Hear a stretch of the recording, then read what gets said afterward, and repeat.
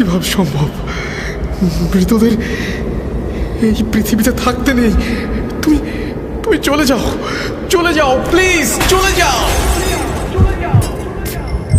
সবটাই কি ইলুশন, নাকি অন্য জগতের কেউ কখনো হাজির হয়ে যায় চোখের পলকে? Voot dot com with Russell. Welcome back. আপনাদের সবাইকে স্বাগত জানাচ্ছি, আমি রাসেল। আশা করছি আপনারা সবাই ভালো আছেন, ভালোর দলে আছেন।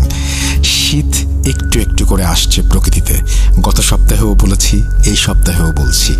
মজার ব্যাপার হচ্ছে যে গত বৃহস্পতিবার যেই এপিসোডটি গিয়েছে, সেই এপিসোড যাবার পরে আপনারা যে ধরনের রেসপন্স করেছেন, আপনারা ব্যক্তিগতভাবে যখন আমাকে জানালেন যে এপিসোডটি ভালো হয়েছে, তখন আমার অনেক বেশি আনন্দ হয়েছে এবং আমি সত্যিই খুশি যে আপনাদেরকে একটা চমৎকার এপিসোড উপহার দিতে পেরেছি। জানি না আজকে কেমন হবে, তারপরেও চলুন শুরু করি। আমাদের ইমেল অ্যাড্রেস rasel.bhoot.com@gmail.com। আপনারা জানেন আমরা মিলিয়ন সেলিব্রেশনের পথে এগোচ্ছি এবং সে কারণেই আমরা চাইবো যারা শুনছেন আমাদেরকে, তারা আমাদের চ্যানেলটিও সাবস্ক্রাইব করবেন। কথা না বাড়িয়ে ঘটনায় চলে যাই। আসসালামু আলাইকুম রাসেল ভাইয়া। আশা করি আল্লাহর রহমতে আপনি ভালো আছেন, কারণ আপনি সর্বদা ভালোর দলেই থাকেন। তাই জিজ্ঞেস করলাম না আপনি কেমন আছেন।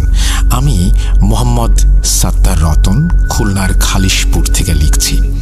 আমি 2015 সালে একবার আপনাদের স্টুডিওতে এসেছিলাম একটি ঘটনা শেয়ার করতে। তখন অনুষ্ঠানটি ভূত এফএম নামে প্রচারিত হতো। এখানে একটু বলে রাখি, ভূত এফএম ডিফারেন্ট একটা অনুষ্ঠান, কিন্তু তখন যখন আমরা করতাম খুলনা থেকে প্রচুর স্টোরি পেতাম এবং সেই স্টোরিগুলো আমাদের অনেক ভালো লাগতো এবং আমরা বলতামই সবসময় যে খুলনা থেকে এক নাগারে এত ভালো স্টোরি পাচ্ছিলাম যে আমরা বলছিলাম যে খুলনা একটা বিশেষ স্থান যেখান থেকে আমরা সবচাইতে চমৎকার ঘটনাগুলো পেয়ে থাকি। তো যাই হোক, অনেকদিন পরে আপনি আবারও লিখছেন, ভালো লাগছে। কথা না বাড়িয়ে চলে যাচ্ছি আপনার ঘটনায়। ঘটনার শুরুতেই ক্ষমা প্রার্থনা করি আপনাদের কাছে, কারণ আমার লেখার হাত খুব ভালো না। লেখায় ভুল ত্রুটি হলে ক্ষমা সুন্দর দৃষ্টিতে দেখবেন।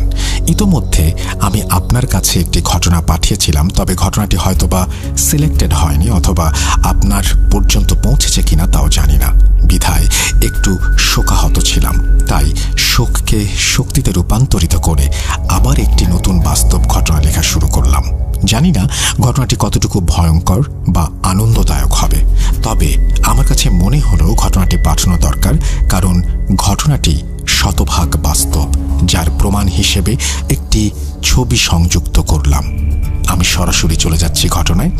ঘটনাটি 1997 সালে নরসিংদী জেলার মদনপুর গ্রামের একটি নির্মাণাধীন ব্রিজের পাইলিং কাজকে কেন্দ্র করে। মদনপুর গ্রামের ভেতর দিয়ে বয়ে যাওয়া একটি খালের ওপর নির্মিত হতে যাচ্ছে ব্রিজটি, যার পাইলিংয়ের কাজ পেয়েছিলেন জাফর ব্রাদার্সের এমডি আলম সাহেব। খালের একটু সংক্ষিপ্ত বিবরণ দিয়ে দিই, ঘটনাটি হয়তোবা তাহলে ভালোভাবে বোঝা যাবে। খালের এক প্রান্তে বদনপুর গ্রামের খেয়াঘাট ও অপর প্রান্তে বদনপুর গ্রামেরই শ্মশানঘাট। আলম সাহেবের তত্ত্বাবধানে পাইলিংয়ের সম্পূর্ণ কাজ ও ইন্সপেকশনের দায়িত্ব দেওয়া হয়েছিল আমার বন্ধু মোস্তফা কামালকে। আর ঘটনাটি তাকে কেন্দ্র করে। ব্রিজটি নির্মাণে মোট 24টি পাইলিং হবে, যার 9টি ইতোমধ্যে খেয়াঘাটে সম্পন্ন হয়েছে এবং খালের মাঝখানে 6টি সম্পন্ন হয়েছে ও শ্মশানঘাটে 2টি সম্পন্ন হয়েছে ও 3 নম্বরটি সম্পন্ন হতে যাচ্ছে।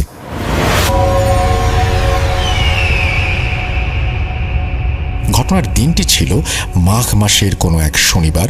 প্রতিদিনের ন্যায় রাত 3:30 থেকে শ্রমিকরা কাজ শুরু করে এবং সন্ধ্যা 6:30 কিংবা 7টার সময় কাজ সম্পন্ন হয়। তবে ঘটনার দিনটিতে 3 নম্বর পাইলিংয়ের কাজ সম্পূর্ণ হতে সময় লাগে বিকেল 4:30। তাই সবাই আনন্দিত, কাজ গোছানো শেষ। তাই শ্রমিকরা তাদের রিফ্রেশমেন্টের জন্য খালের মাঝখানে যে নির্মিত 6টি পাইল ছিল তার ওপর থেকে খালে লাফ দিয়ে গোসল করার জন্য প্রস্তুতি নেয়। বলে রাখি, এই গোসল করার প্রক্রিয়া কম বেশি প্রতিদিনই আমার বন্ধু ও তার শ্রমিকরা করত। ঘটনার দিন শ্রমিকরা পাইলিংয়ের ওপরে ওঠে এবং এর ওপর থেকে লাফ দিয়ে খালের মধ্যে পড়ে এবং আনন্দ উৎসব করে। আমার বন্ধু মোস্তফা কামাল তার ব্যতিক্রম ছিল না। সেও ওপরে উঠে লাফ দেওয়ার পরিকল্পনা করলো। আর তখনই পাইলিংয়ের ওপর যে রডগুলো থাকে, যেগুলো ভাঁজ করা ছিল নিচের দিকে, তার একটি 32 মিলির রড আকস্মিকভাবে সজোরে তার কপালে আঘাত করে। সে স্তব্ধ হয়ে দাঁড়িয়ে যায়, যেভাবে পূর্বে দাঁড়িয়েছিল। কোনো নড়াচড়াও নেই, শব্দও নেই, চোখ বন্ধ। শ্রমিকেরা এই দৃশ্য দেখে সবাই তাৎক্ষণিক সেই পাইলের ওপর থেকে মোস্তফা কামালকে নামালো এবং বদনপুর রেল স্টেশনের পাশে অবস্থিত সরকারি মেডিকেল কলেজে নিয়ে গেল। কর্তব্যরত ডাক্তার তাকে দেখে ও চেক করে মৃত ঘোষণা করল। ইতোমধ্যে আলম সাহেবকে ঘটনাটি জানানো হলো এবং তিনি ঢাকা থেকে নরসিংদী মেডিকেল কলেজের উদ্দেশ্যে রওনা করা শুরু করলেন। কি মনে করেছেন ঘটনা শেষ?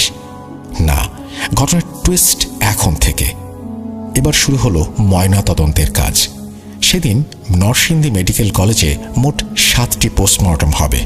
3টি পোস্টমর্টম ইতোমধ্যে সম্পন্ন হয়েছে এবং 4র্থ নম্বর পোস্টমর্টমটি আমার বন্ধু মোস্তফা কামালের। তাকে অপারেশন রুমে প্রবেশ করানো হলো। তবে শ্রমিকেরা ডাক্তারকে বলল, স্যার একটু অপেক্ষা করেন, আলম সাহেব চলে আসছেন, উনি একবার লাশটিকে দেখবেন, তারপর আপনারা পোস্টমর্টমের কাজ শুরু করবেন। কথায় বলে না ভাইয়া, রাখে আল্লাহ মারেকে। আলম সাহেব যখন আসলেন, মর্গে প্রবেশ করলেন লাশটিকে দেখার জন্য। আলম সাহেবের সাথে প্রবেশ করেছিলেন তার সাইটের একজন ইঞ্জিনিয়ার সাহেব। আলম সাহেব বডিটি দেখলেন এবং বিস্মিত হয়ে লক্ষ্য করলেন যে বডিটির বাম চোখটি নড়ছে এবং ডান হাতের একটি আঙুল নড়াচড়া করছে। তাৎক্ষণিকভাবে তিনি তার এক বন্ধু, যিনি ঢাকা মেডিকেল কলেজের ডাক্তার, তাকে ফোন দিলেন এবং ঘটনাটি বললেন। তার বন্ধু বলল যে বডিটির বুকের কোনো স্পন্দন আছে কিনা এটি চেক করতে। আলম সাহেব তার কানটি বুকে রাখলেন এবং সেখানে স্পন্দনের শব্দ শুনলেন। তখনও হার্টবিট চলমান রয়েছে। আলম সাহেব তার বন্ধুকে জানালেন। বন্ধু তাৎক্ষণিক পরামর্শ দিলেন যে তাকে ভালো কোনো প্রাইভেট হসপিটালে নিয়ে যেতে, কারণ তৎকালীন সময়ে নরসিংদী সরকারি মেডিকেল কলেজ তেমন একটা ভালো ছিল না, অর্থাৎ ভালো ডাক্তাররা সেখানে ছিলেন না। তখন আলম সাহেবের প্রাইভেট গাড়িতে করে আমার বন্ধু মোস্তফা কামালকে নিয়ে আসলেন বদনপুর বাজার থেকে একটু দূরের হাসনাবাদ এলাকায়। হাসনাবাদ এলাকায় একটা প্রাইভেট হসপিটাল ছিল, ওইখান থেকে 20-25 কিলোমিটার দূরে। আমার বন্ধুকে তাৎক্ষণিকভাবে ইমার্জেন্সিতে অ্যাডমিট করে নিল এবং সঙ্গে সঙ্গে ডাক্তারও আসলেন, তাকে চেক করলেন এবং প্রাথমিক যে চিকিৎসা দেওয়া প্রয়োজন সেই চিকিৎসাগুলো প্রদান করলেন। হাসপাতালে তাকে 6 দিন রাখা হলো। তখন সে মোটামুটি সুস্থ, মাথায় ব্যান্ডেজ আছে এবং ডাক্তার বললেন এখন বেড রেস্ট নিতে পারে সে, তবে 3 দিন পর পর মেডিকেলে আসতে হবে চেক আপের জন্য এবং ড্রেসিং করার জন্য। আমার বন্ধুকে আবার সেই পুরনো কর্মস্থলে নিয়ে যাওয়া হলো। আসলে এই পর্যন্ত তার মুখ থেকে যখন আমি ঘটনা শুনলাম, তখন আমি নিজেও বিস্মিত হলাম যে আল্লাহ যাকে বাঁচিয়ে রাখতে চায় তাকে কেউ মারতে পারে না। হয়তোবা তার বাবা মারও দোয়া ছিল, না হলে যেখানে তাকে পোস্টমর্টমের জন্য নিয়ে গেল সেখান থেকে সে বেঁচে ফিরল কিভাবে। আপনারা আবারও মনে করতে পারেন ঘটনা এখানে শেষ, কিন্তু না, শেষ অংশ শুনে তারপরে যাবেন। এই অংশে আরও কিছু মজার টুইস্ট রয়েছে। 3 দিন পর পর মোস্তফা সেই হাসনাবাদ প্রাইভেট হসপিটালে ড্রেসিং এবং মেডিকেল চেক আপের উদ্দেশ্যে যাওয়া আসা শুরু করলো। তবে এ সময় অধিক লোক যেত না তার সাথে। সে তার কাছের একজন শ্রমিক বন্ধু বলা যেতে পারে, তার নাম কাঞ্চন। তারও পৈতৃক বাসস্থান খুলনা বিভাগের বাগেরহাট জেলার মংলা উপজেলায়। ঘটনাটি অনেক বড় হয়ে যাচ্ছে, তবে কাঞ্চন সম্পর্কে একটু না বললেই নয়, কারণ কাঞ্চন সম্পর্কে যদি না বলি তাহলে ঘটনাটি খুবই অস্পষ্ট থেকে যাবে। কাঞ্চনের বাবা ছিলেন একজন কবিরাজ এবং কালো জাদুতে পারদর্শী। হয়তোবা এই কারণেই বাবার কাছ থেকে দেখে দেখে এবং শুনে শুনে অনেক কিছুই সে জানত। খুব সাহসী একটা ছেলে ছিল সে। বন্ধু মোস্তফা কামাল তার বন্ধু কাঞ্চনকে নিয়ে খাল পার হয়ে, অর্থাৎ যেখানে পাইলিংয়ের নির্মাণাধীন কাজ চলছে সেখান থেকে নৌকা পার হয়ে খুব সহজে এবং শর্টকাটেই হাসনাবাদ প্রাইভেট হসপিটালে মেডিকেল চেক আপ ও ড্রেসিংয়ের জন্য যেত। এভাবে 2-1 দিন যাওয়া আসা করতেই মাঝির সাথে তার একটা সম্পর্ক গড়ে ওঠে। তবে ঘটনার আরেক দিন সে স্বাভাবিকভাবেই তার বন্ধু কাঞ্চনকে নিয়ে মেডিকেলে চেকআপের উদ্দেশ্যে বের হয় এবং হাসপাতালে পৌঁছে। সেদিন হাসপাতালে রোগীর চাপও একটু বেশি ছিল বিধায় ডাক্তারের সাথে সাক্ষাৎ হয়নি এবং তাকে সেখানে অপেক্ষা করতে হয়। মেডিকেলের চেকআপ ড্রেসিং করার পর বদনপুর বাজার থেকে শ্মশানঘাট পর্যন্ত আসতে আসতে রাত 10:30 বেজে যায়। এখানে একটি অংশ বাদ পড়েছিল। বদনপুর যে এলাকাটি ছিল সে এলাকার একটু কথা না বললেই নয়। মোটামুটি মাগরিব পর্যন্ত লোকজনের চলাচল থাকলেও মাগরিবের পর থেকে এলাকাটা একটি ভুতুড়ে পরিবেশে পরিণত হয়, অর্থাৎ কোনো লোকজনের আনাগোনা সন্ধ্যার পরে হতো না এবং এশার নামাজের সময়ও তেমন একটা লোক মসজিদে চোখে পড়ত না। লোকমুখে শোনা যায় ওই শ্মশান এলাকাটা তেমন ভালো না এবং সন্ধ্যা হওয়ার পরে লোকজন খুব প্রয়োজন না হলে ঘর ছেড়ে বের হতো না। যাই হোক, মোস্তফা কামাল যখন হাসপাতাল হয়ে বদনপুর বাজারে আসলো তখন কোনো লোকজনই ছিল না। একজন দারোয়ান ছিল, সে তাদেরকে উদ্দেশ্য করে বলল, বাবা তোমরা এত রাত্রে কোথায় যাবা? বন্ধু বলল, ওপারে আমাদের কর্মস্থল এবং ওখানেই বাসা, তো আমরা খাল পার হয়ে ওখানেই যেতে চাই। কর্তব্যরত দারোয়ান বলল, বাবা তোমরা এখন যেও না, অনেক রাত হয়ে গিয়েছে আর পরিবেশটাও ভালো না, কখন কি ঘটে যায়, তোমরা এই পারেই থেকে যাও আজ রাতে। তবে কাঞ্চন সাহসী ছিল বিধায় সে বলল, কাকা সমস্যা নেই, আমরা যেতে পারবো। পরবর্তীতে শ্মশানঘাট পর্যন্ত যেতে তাদের রাত 10:30 বেজে যায়, যেটি আমি পূর্বেই বলেছিলাম। ঘাটে এসে তারা দেখে কোনো নৌকা নেই, মাঝি নেই। তখন জোরে জোরে তারা ডাকতে লাগলো, ও মাঝি কাকা, মাঝি কাকা, এই ঘাটে আসো, ওই পারে যাব। এইখানে ঘটল আরেকটা ঘটনা। কিছু সময় পরে একটি ডিঙ্গি নৌকা শ্মশান ঘাটে আসলো, তবে ওই ডিঙ্গি নৌকাতে কোনো মাঝি ছিল না। মাঝিবিহীন ডিঙ্গি নৌকাটিকে দেখে আমার বন্ধু মোস্তফা কামাল কাঞ্চনকে বলল যে, ভাই বুঝলাম না কি হচ্ছে, নৌকা আছে মাঝি নেই। সে ভয়ে আর কিছু বলতে পারছে না মুখ থেকে। তখন কাঞ্চন ভাই বলল, ঘাবড়ানোর কোনো কারণ নেই, ভয় পেন না, আমরা এই নৌকা দিয়ে ওই পারে যাব, তবে আপনি আমাকে ধরে রাখবেন, আমাকে ছাড়বেন না। যাই ঘটুক সব আমি নিয়ন্ত্রণ করব ইনশাল্লাহ। আপনি আমাকে ছাড়বেন না, ভয় পাবেন না, কোনো কথাও বলবেন না, চুপচাপ বসে থাকবেন। কাঞ্চন অত্যন্ত সাহসিকতার সহিত নৌকার উপরে উঠল এবং বন্ধু মোস্তফা তার পাশেই বসে তাকে ধরে রাখল। কাঞ্চন বৈঠা হাতে নিল এবং বৈঠা বাওয়া শুরু করলো, কিন্তু কোনো কিছুতেই কাজ হচ্ছে না। নৌকা সামনে চলছে না, একই স্থানে নৌকাটি ঘুরছে। এভাবে তাদের 1.5 ঘন্টার মতো সময় চলে গেল। আর এই 1.5 ঘন্টা কাঞ্চনের সাথে যেটা ঘটেছে এবং যেটা সে পরিদর্শন করেছে সেটা বন্ধু মোস্তফা কামালও দেখেনি, টেরও পায়নি এবং কিছু বোঝেও নি, যেটা ঘটনার পরবর্তী অংশে আমি বলবো। যাই হোক, 1.5 ঘন্টা ধস্তাধস্তির পরে নৌকাটি বদনপুর অর্থাৎ ওপারের ঘাটে পৌঁছালো। এবার শুরু হলো আর এক ঘটনা। ওপারে পৌঁছানোর পরে তাদের কোনো রকম ভাবে সেই মাঝির বাসা পার হয়ে তাদের কর্মস্থলে যেতে হবে। তাই তারা সিদ্ধান্ত নিল মাঝির সাথে একটু দেখা করেই যাই। ডাকলাম, এত মাঝি আসলো না। যেখানে শব্দ শুনেই আসার কথা, কারণ মাঝিকে বলেই গিয়েছিল তারা ফেরত আসবে, আর ঘাট থেকে মাঝির বাসা বেশি দূরেও ছিল না। তারা মাঝির বাসায় গেল এবং মাঝিকে বলল, কাকা এতগুলো ডাক দিলাম, আপনি আসলেন না। মাঝি বলল, বাবা আমি তোমাদের প্রথম একটি ডাকই শুনেছিলাম, কিন্তু পরবর্তীতে আর কোনো ডাক শুনতে পাইনি, তাই মনে করলাম হয়তোবা তোমরা ওপারেই থেকে গেছো। বন্ধু মোস্তফা কামাল মাঝির কাছে পানি চাইল পান করার জন্য, তবে কাঞ্চন পানি পান করতে দেয়নি। বলল, না, একেবারে বাসায় যেয়ে গোসল করে তারপরে পানি খাবে। এবার মাঝির বাসায় কথোপকথন শুরু হলো। বন্ধু মোস্তফা কামাল জিজ্ঞেস করল, কাঞ্চন এই 1.5 ঘন্টা সময় অতিবাহিত হয়ে গিয়েছিল নৌকায়, এই 1.5 ঘন্টার মধ্যে কি তুমি কিছু দেখেছ? বলো। কাঞ্চন বলল, ভাই বাসায় যেয়ে তারপরে আপনাকে বলি। তবে মাঝি কাকা জিজ্ঞেস করাতে সে আর না বলে পারল না। সে বলা শুরু করলো, আমরা যখন নৌকার উপরে উঠি এবং বৈঠা দিয়ে নৌকা বাওয়া শুরু করলাম, তখন এক অপশক্তি আমার সামনে আসলো এবং বারণ করলো আমাকে যেতে। এবং সে এক পর্যায়ে এটাও বলল যে তুই যদি যাস তাহলে তোর বন্ধুকে রেখে যা, আমি ওকে যেতে দেব না। আমি তার পিছে লেগেছি ওই সময় থেকে যখন তাকে আমি আঘাত করি, অর্থাৎ সেই পূর্বের সময় যখন তার কপালে একটি রডের আঘাত লেগেছিল। কাঞ্চন আরও বলা শুরু করলো, এরূপ একটি ঘটনা ঘটবে আমি আগে থেকেই টের পেয়েছিলাম। তাই আমার বন্ধু মোস্তফাকে বলেছিলাম, ভাই যাই হয়ে যাক আমাকে ছাড়বেন না। ওই অপশক্তির সাথে অনেকক্ষণ ধস্তাধস্তি হলো। এক পর্যায়ে বইটা কেড়ে নিতে চাইল, কিন্তু কাঞ্চন ছাড়েনি এবং তার শরীরে অনেক আঁচড়ের দাগও পড়েছে। তবে ওইখানে আমার বন্ধু মোস্তফা কামাল কিছুই দেখেনি। সেই অপশক্তি কাঞ্চনের শক্তির কাছে হয়তোবা হেরে গিয়েছিল বিধায় আর তাদেরকে আটকাতে পারেনি, এবং কাঞ্চন সেই অপশক্তির সাথে প্রায় ঘণ্টাখানেক গালিগালাজও করেছে। অপশক্তির একটাই কথা, তুই যাবি যা, তোর বন্ধুকে রেখে যা। দেখ আমি কি করি, আমি অনেক দিন ধরে তার পিছে লেগেছি। আমি এখানে তাকে পছন্দ করেছি, তাকে আঘাত করেছিলাম, আমি হাসপাতাল পর্যন্ত গিয়েছিলাম এবং প্রায় নিয়েই গিয়েছিলাম। তবে কাঞ্চনের সাহসিকতা ও মন্ত্রের সামনে অপশক্তি দাঁড়াতে পারেনি। এতটুকু কথা বলেই তারা মাঝি কাকার বাসা থেকে বের হয়ে তাদের বাসার উদ্দেশ্যে যাওয়া শুরু করলো। ঘটনা এখানে শেষ হলে পারত, কিন্তু শেষ হলো না, আবার শুরু হলো।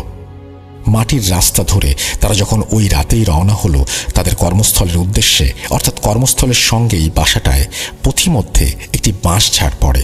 তারা সহজেই বাঁশঝাড় অতিক্রম করলো। তবে সামনে এগোতেই জোড়া একটি আম গাছ পড়ে। এখন শুরু হয় আরও একটি ঘটনা। তারা কোনোভাবেই জোড়া আম গাছ অতিক্রম করতে পারে না, অর্থাৎ সামনেও এগোতে পারছে না, পেছনেও যেতে পারছে না। কারণ পেছনে তারা দেখলো একটা তুলা গাছ, সেই তুলা গাছে অসংখ্য পরিমাণ ইঁদুর। কিভাবে আসলো, কোথা থেকে আসলো সেটা তারা আজ পর্যন্ত বুঝতে পারেনি, তবে দেখেছিল। তারা বিস্মিত হয়ে অনুভব করলো ইঁদুরগুলো তাদের পুরো শরীরে, পায়ে ও সব জায়গায় উঠছে এবং বিচরণ করছে। এরূপ পরিস্থিতি দেখে কাঞ্চন বুঝতে পারল যে এখানে অস্বাভাবিক কোনো ঘটনা ঘটছে। তাই সে মোস্তফা কামালকে বলল, ভাই আপনি আমার পিঠের ওপরে বসে থাকেন, কোনোভাবেই পা নিচে নামাবেন না। কারণ কাঞ্চন এরকম পরিস্থিতির পূর্বেও সম্মুখীন হয়েছে। মোস্তফা তার পিঠে উঠল, কিন্তু পিঠে ওঠানোর পরেও মোস্তফার পা নিজের অজান্তেই মাটির সাথে লেগে যাচ্ছে। চরম ঠান্ডা পরিবেশ, গা শিউরে ওঠা একটি পরিস্থিতি। কাঞ্চন কিভাবে যে পুরো পরিস্থিতিটাকে সামলালো। কাঞ্চন তার মাথার উপরে পড়ে থাকা একটা টান টুপি খুলে মোস্তফার পায়ের সাথে নিজের পা ঢুকিয়ে হাঁটুর সঙ্গে বেঁধে নিল। মোস্তফার পাটি যেন মাটিতে না লাগে, কারণ সে পরিস্থিতি বুঝতে পেরেছিল অপশক্তি যাই করুক তার কোনো ক্ষতি করতে পারবে না। সে সর্বাত্মকভাবে মোস্তফাকে সুরক্ষিত করতে চেয়েছিল। পরিস্থিতি আরও ভয়ানক হওয়া শুরু করলো। মোস্তফা অনুভব করলো তার পায়ের নিচের অংশটুকু মাটিতে ঢুকে যাচ্ছে। সারা শরীরে মাটি এবার ছড়িয়ে পড়ছে। কাঞ্চন পরিস্থিতি মোকাবেলা করছে। এবার কাঞ্চনের সামনে এলো দুই অপশক্তি, যেটি কাঞ্চন শুধু দেখেছে। মোস্তফার দেখার ক্ষমতার বাইরে একটি পুরুষ ও একটি মহিলা। কাঞ্চনের সাথে তাদের কথা বলা শুরু হলো। অপশক্তি দুটি বলল তারা স্বামী স্ত্রী এবং তারা মোস্তফাকে অনুসরণ করছে এবং তারা বলছে তারা তাকে যেতে দেবে না। অপশক্তি বলা শুরু করলো, যখন খালের ওপরে ছিলে নৌকাতে তখন তোমাদের সাথে একটি ঘটনা ঘটেছিল, তবে তোমরা কোনো রকমভাবে ওইখান থেকে বের হয়ে আসতে পেরেছ। কৃষ্ণপদ আমাদেরকে বলল তোমরা তাকে যেতে দিও না, কারণ মোস্তফাকে তার পছন্দ হয়েছে, কিন্তু তোমরা সেখান থেকে চলে এসেছ। আমি তোমাদের যেতে দেব না, আমরা যেতে দেব না। তুমি অর্থাৎ কাঞ্চন, তুমি গেলে যেতে পারো। এইভাবেই দুই অপশক্তির সাথে কাঞ্চনের বাকবিতণ্ডা শুরু হয়। এক পর্যায়ে গালিগালাজও শুরু হয়, কারণ কাঞ্চন জানতো অপশক্তি যত বড়ই হোক না কেন সে তার কোনো ক্ষতি করতে পারবে না এবং সে মোস্তফাকে ঘাট থেকে নামাবেও না, কারণ ঘাট থেকে নামালে তারা মোস্তফাকে নিয়ে চলে যাবে। মোস্তফা অনুভব করলো তাকে ঘাট থেকে নামানোর জন্য পেছন থেকে টানা হচ্ছে, তবে মন্ত্রের সামনে কিছুই সম্ভব হচ্ছে না। মন্ত্র পাঠ করা শুরু করলো জোরে জোরে কাঞ্চন। অবয়ব দুটি ভয়ঙ্কর রূপ ধারণ করলো। কাঞ্চনের সামনে এলো। মোস্তফা কিছুই দেখছে না। কাঞ্চনের সামনে অপশক্তি দুটি কিছুই করতে পারল না। দূর থেকে ভেসে আসলো ফজরের আজান। এক পর্যায়ে পরিস্থিতি স্বাভাবিক, আর কোনো কিছুই নেই তাদের সামনে। শরীরে মাটি এবং মাটিতে ইঁদুরের পায়ের ছাপগুলো পরিলক্ষিত হলো। তারা বাসায় আর গেল না, সরাসরি গেল মসজিদে। মসজিদে নামাজের পরে ইমাম সাহেবের কাছে সাহায্য কামনা করলো এবং পুরো ঘটনা খুলে বলল। ইমাম সাহেব বলল, আমি আর কত করব, আর কতজনকে ঠেকাবো এভাবে, আর তো পারছি না। এটা নতুন কোনো ঘটনা না, আমার কাছে এরকম অনেকেই আসে। ইমাম সাহেব বলা শুরু করলেন, সন্ধ্যার পরে এখানে এরকম ঘটনা ঘটে, এগুলো কিছু না। ইমাম সাহেব আরও বললেন, ওই জোড়া আম গাছে 3 মাস আগে এক দম্পতি গলায় ফাঁস নিয়ে আত্মহত্যা করেছিল।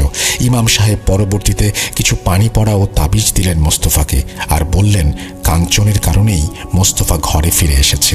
সবই আল্লাহর ইচ্ছা। আল্লাহ যখন কাউকে বাঁচাবেন তখন কেউ তার কোনো ক্ষতি করতে পারবে না। তারা বাসায় আসলো। কনকনে শীতের ভেতরেও তারা গোসল করলো ও মোস্তফাকে হুজুরের দেয়া পানি পান করালো। পরিস্থিতি অনেকটা স্বাভাবিক হয়ে গেল। তবে মোস্তফাকে কেউ একা রেখে যেত না, কারণ যখনই সে একা থাকতো তখনই সে অনুভব করত তার শরীরে মাটি ছড়িয়ে পড়ছে। হুজুরকে পরবর্তীতে ঘটনাটি জানানো হলে হুজুর বলেন মোস্তফার এখানে থাকাটা ভালো হবে না, এখনও তার শরীরের ওপর থেকে রেশ কাটেনি, তাই তাকে তার বাসায় পৌঁছে দেওয়ার জন্য হুজুর কাঞ্চনকে বলেন। পরবর্তীতে কাঞ্চন মোস্তফাকে খুলনার খালিশপুরে পৌঁছে দেয়। এখন মোস্তফা অনেক সুস্থ আছে, আর এরকম কোনো কিছুই তার সাথে ঘটেনি। পরবর্তীতে মোস্তফার কপালের আঘাতের একটি ছবি আপনাদের পাঠালাম। সবাই ভালো থাকবেন। আর কতটুকু ভয়ঙ্কর ঘটনা বা কতটুকু আপনাদের আনন্দ দিতে পেরেছি তা আপনাদের উপরেই ছেড়ে দিলাম।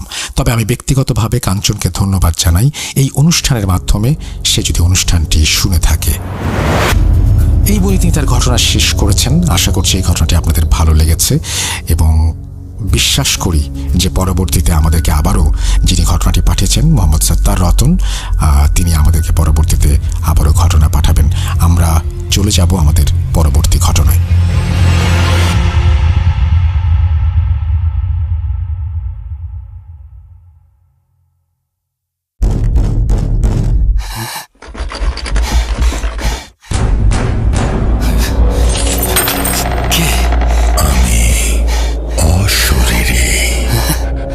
দেখতে পাবে না কবু, এত কাল ধরে শুনছো, শুনতে কি পাও না তবু। Voot.com, The Fear Returns with Russell. Welcome back. আপনাদের সবাইকে স্বাগত জানাচ্ছি। আমি রাসেল। আশা করছি আপনারা সবাই ভালো আছেন আর ভালোর দলে আছেন। আমিও ভালো আছি এবং ভালোর দলে আছি। একটা চমৎকার ঘটনার পরে আরও একটা ঘটনা নিয়ে হাজির হলাম আপনাদের সামনে। আশা করছি এই ঘটনাটিও ভালো লাগবে। যেভাবে লেখা আছে আমি সেভাবেই শুরু করছি। আসসালামু আলাইকুম ভাইয়া, আমি সুমন। আমি ঢাকার হাতিরঝিলে থাকি। ঢাকা পলিটেকনিক ইনস্টিটিউটে পড়াশোনা করি। আমার নাম্বার, তারপরে তিনি তার ফোন নাম্বার শেয়ার করেছেন। ভালো কথা, একটু বলে রাখি, যারা শুনছেন তারা দয়া করে আমাদের চ্যানেলটি সাবস্ক্রাইব করবেন, যাতে করে আমাদের সামনে এগিয়ে যাওয়াটা সহজ হয় এবং আপনিও পেয়ে যেতে পারেন যে কোনো নোটিফিকেশন, যে কোনো আমাদের আয়োজন সম্পর্কে। চলে যাচ্ছি ঘটনায়। আমি এর আগেও স্টুডিওতে এসে ঘটনা বলেছি 2019-এ। আমি এবার 2টা ঘটনা 2 জনের কাছ থেকে কালেক্ট করেছি। এগুলো প্রচার করলে খুশি হব, কারণ ঘটনাগুলো সম্পূর্ণ সত্য এবং বেশ ভয়ঙ্কর।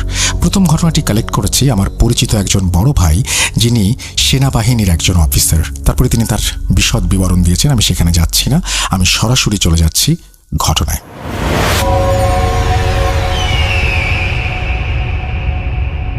রাঙামাটির প্রত্যন্ত এক গ্রামে ঘটছে এই ঘটনা। ঘটনার দিন 2018 সালের মাঝামাঝি বিকেলের দিকে তাদের কাছে একটি তথ্য আসে যে বেশ কিছু ডাকাত একটি গ্রামে অবস্থান করছে। তখন তারা 6 জনের একটি টিম গঠন করে এবং সেই গ্রামের উদ্দেশ্যে রওনা দেয়। নদী পার হয়ে তারা গ্রামে প্রবেশ করে। গ্রামের লোক সংখ্যা খুবই অল্প, 20 থেকে 25 জন মানুষ সর্বসাকুল্যে। তারা পরিস্থিতি নিয়ন্ত্রণে আনে এবং গ্রামের মানুষকে ভয় না পেতে আশ্বস্ত করে। তারপর গ্রামের অবস্থা তাদের ঊর্ধ্বতন কর্মকর্তাকে অবহিত করে। তারা নদীর পাড়ের দিকে রওনা হয়।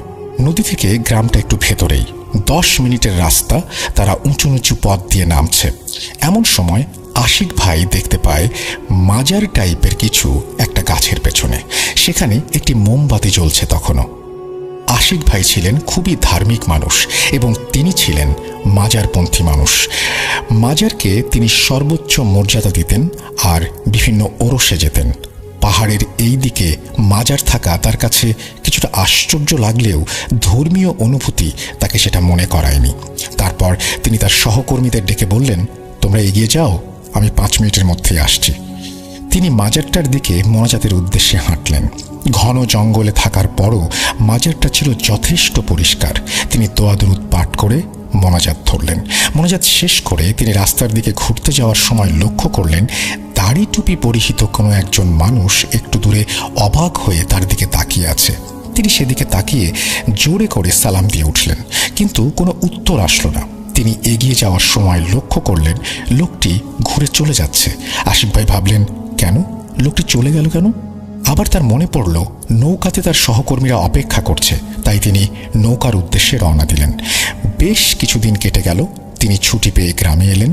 গ্রামের বন্ধু বান্ধবদের সাথে আড্ডায় মেতে উঠলেন। কখন যে রাত হলো বুঝতেই পারেননি। তারপর বাসার উদ্দেশ্যে রওনা দিলেন। কিছুক্ষণ পর তিনি দেখতে পেলেন রাস্তার মোড়ের শেষ দিকে সেই লোকটি, দাড়ি টুপিওয়ালা হুজুরটি তার দিকেই তাকিয়ে আছে। তিনি এবারও যথারীতি সালাম দিলেন, কিন্তু কোনো উত্তর পেলেন না। এগিয়ে যাওয়ার সময় লক্ষ্য করলেন এবারও হুজুরটি চলে যাচ্ছে, তাই তিনি সেদিকে কর্ণপাত না করে চলে গেলেন বাসায়। পরদিন ফরিদপুরে ওরসের উদ্দেশ্যে তিনি রওনা দেন বন্ধুদের সাথে। সেখানে মাজার পরিদর্শনকালে দেখতে পান সেই একই হুজুর তার দিকে তাকিয়ে আছে। এবার তিনি একটু ভিড় করে তার দিকে এগিয়ে গেলেন। হুজুরটি চলে যাচ্ছে দেখে তিনি সজোরে হাত ধরলেন।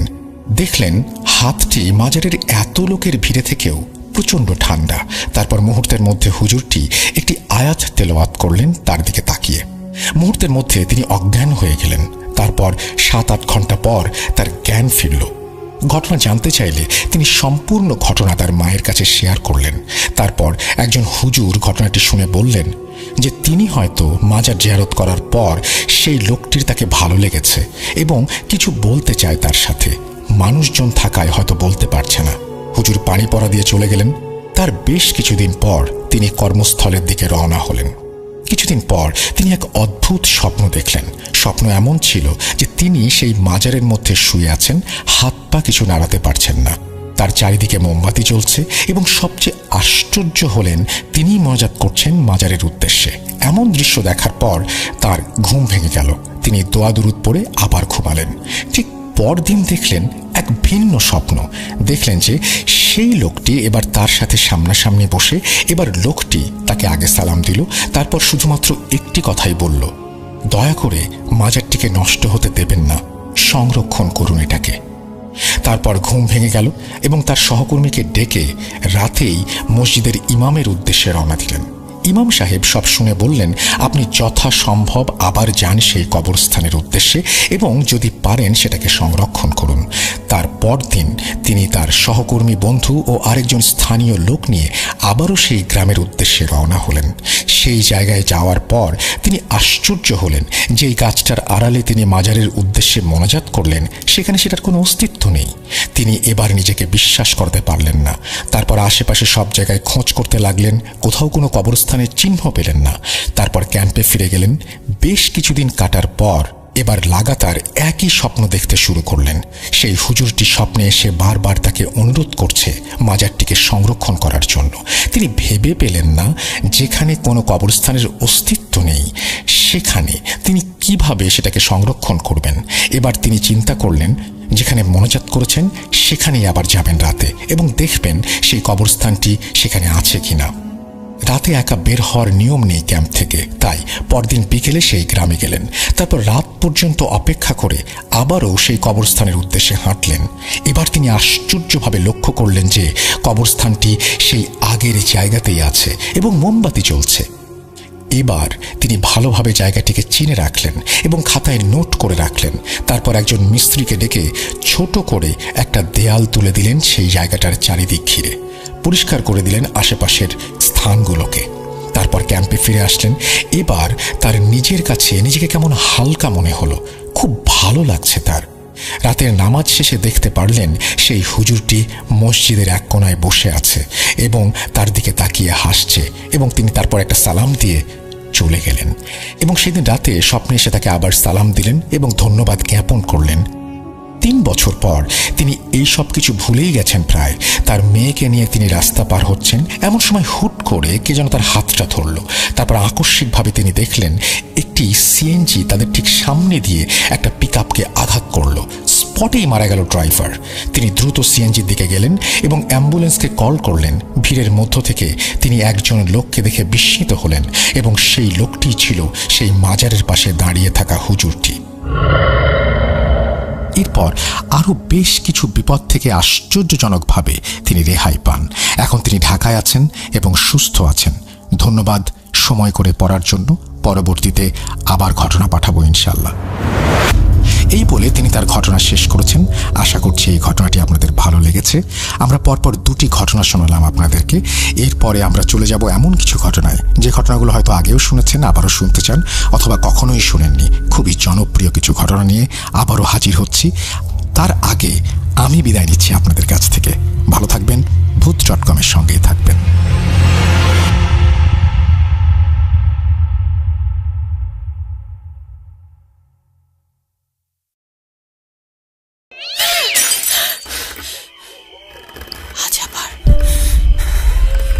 শুনতে পাচ্ছেন শব্দটা?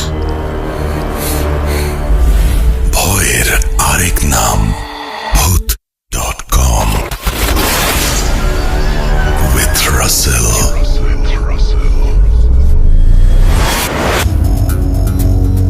যেভাবে লেখা আছে আমি সেভাবেই শুরু করছি। আসসালামু আলাইকুম রাসেল ভাই, আশা করি আল্লাহর রহমতে ভালোই আছেন। আমি নিলয়, সিরাজগঞ্জ থেকে। আমি একটা বেসরকারি হাসপাতালে কর্মরত আছি। কিছু গোপনীয়তার কারণে আমি ঘটনার স্থান উল্লেখ করতে পারছি না বলে দুঃখিত। আরেকটা কথা, বিশ্বাস করা বা না করাটা একান্তই আপনার নিজস্ব ব্যাপার। ঘটনার সময়কাল আমাদের মুক্তিযুদ্ধের আগে। ঘটনাটা ঘটে আমার দাদার সাথে। তখনকার সময় গ্রাম অঞ্চলে এত বিদ্যুৎ, ল্যাম্পপোস্ট, টর্চ, মোবাইল ছিল না। এখানে ছোট বাচ্চারাও ঘুমায় রাত 12টার দিকে, কিন্তু সে সময় সন্ধ্যা রাতেও রাস্তায় একটা মানুষ দেখা যেত না। রাত 8টা মানেই নিরিবিলি চুপচাপ এক পরিবেশ। ঘটনার শুরু হয় আমার দাদার সাথেই। আমার দাদার একজন গরুর ব্যাপারী ছিলেন। আমাদের বাড়িতে মুদির দোকান ছিল। অনেকেই জানেন হয়তো, ইসলামিক মাহফিল অনেক বড় সড়ো পরিসরে আয়োজিত হয়।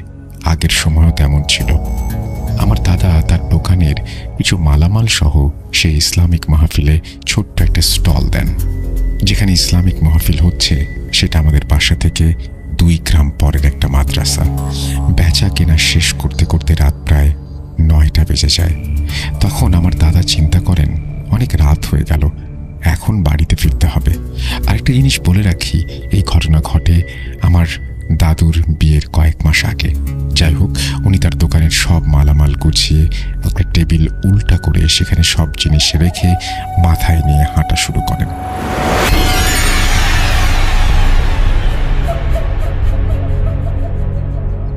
তখন ছিল না পাকা রাস্তা, ছিল না ভ্যান গাড়ি। তখন উনি চিন্তা করেন, এই কাঁচা রাস্তা ঘুরে যেতে অনেক সময় লাগবে। এক কাজ করি, মাঠের ভিতর দিয়ে যাই, কেউ না কেউ যাওয়া আসা করবেই। এই ভেবে উনি মাঠের ভেতরে রাস্তা দিয়ে হাঁটা শুরু করেন। ওনার কাছে আলো বলতে শুধু একটা হ্যারিকেন।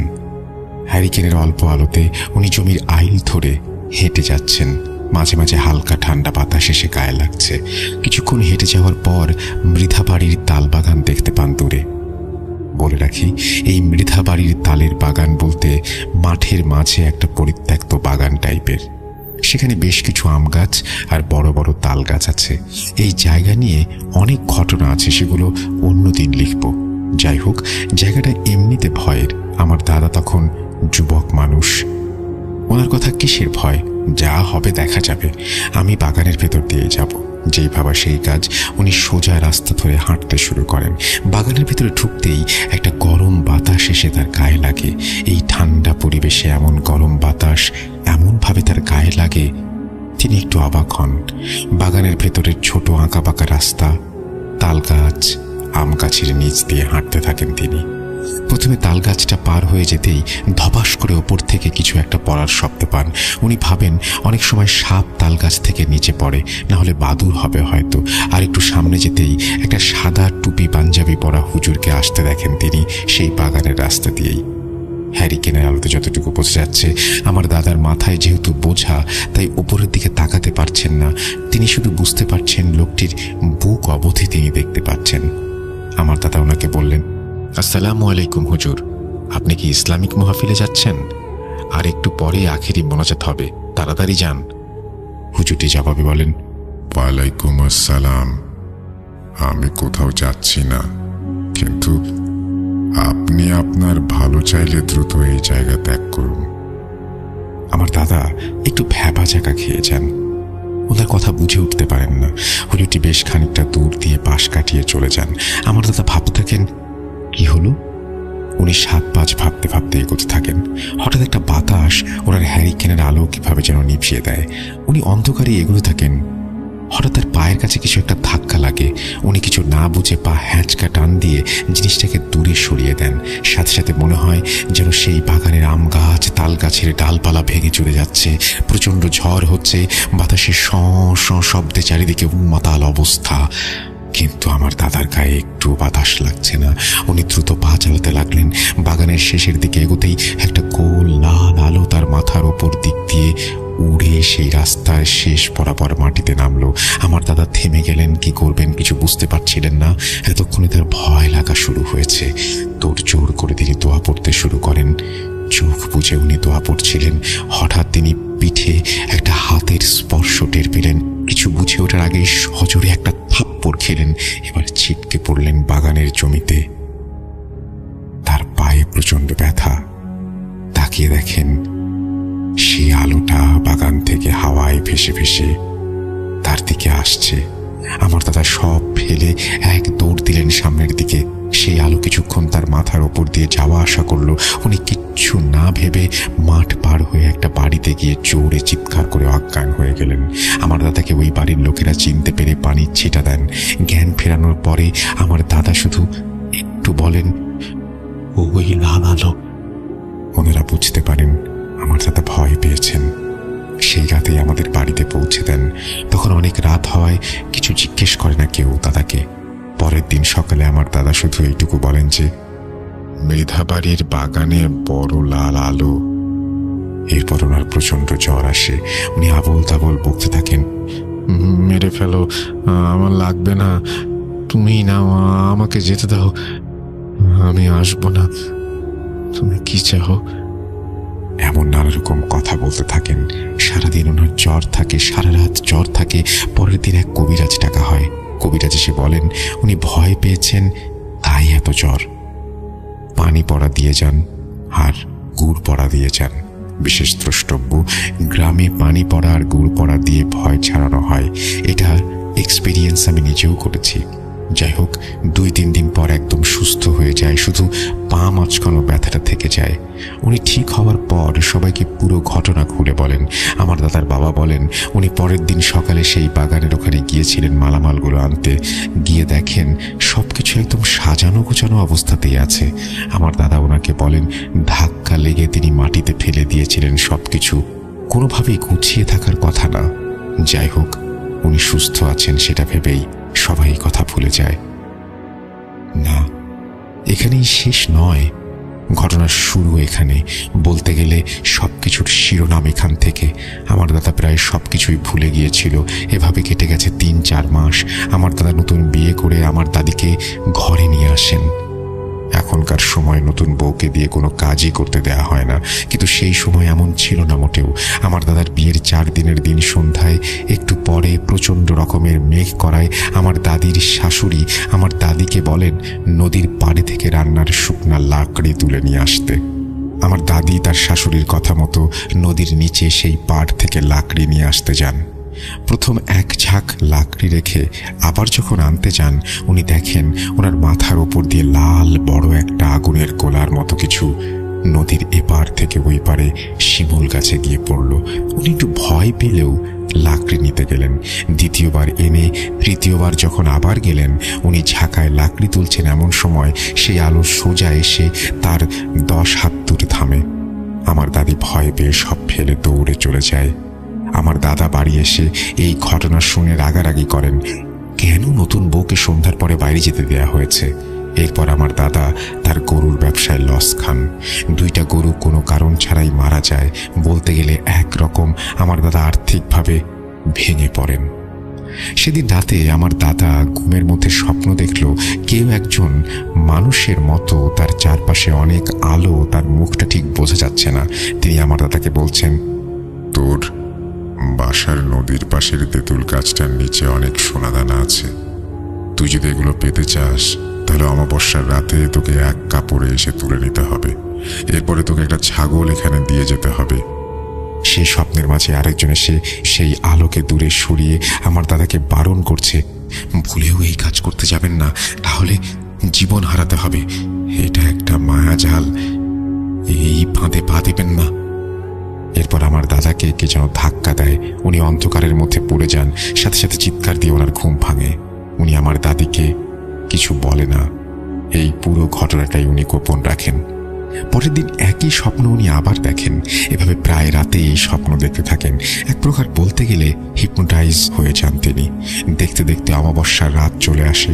সবাই ঘুমানোর পর আমার দাদা হাতে একটা গামছা আর লাঠি নিয়ে নদীর পাড়ে তেঁতুল গাছের নিচে যান। কিছুক্ষণ দাঁড়িয়ে থাকার পর উনি কিছুই দেখতে পায় না। যখন উনি ঘুরে বাসার দিকে আসবেন, তখন কাঁচা টাকা থলেতে রেখে ঝাঁকুনি দিলে যেমন শব্দ হয়, তেমন শব্দ শুনতে পান।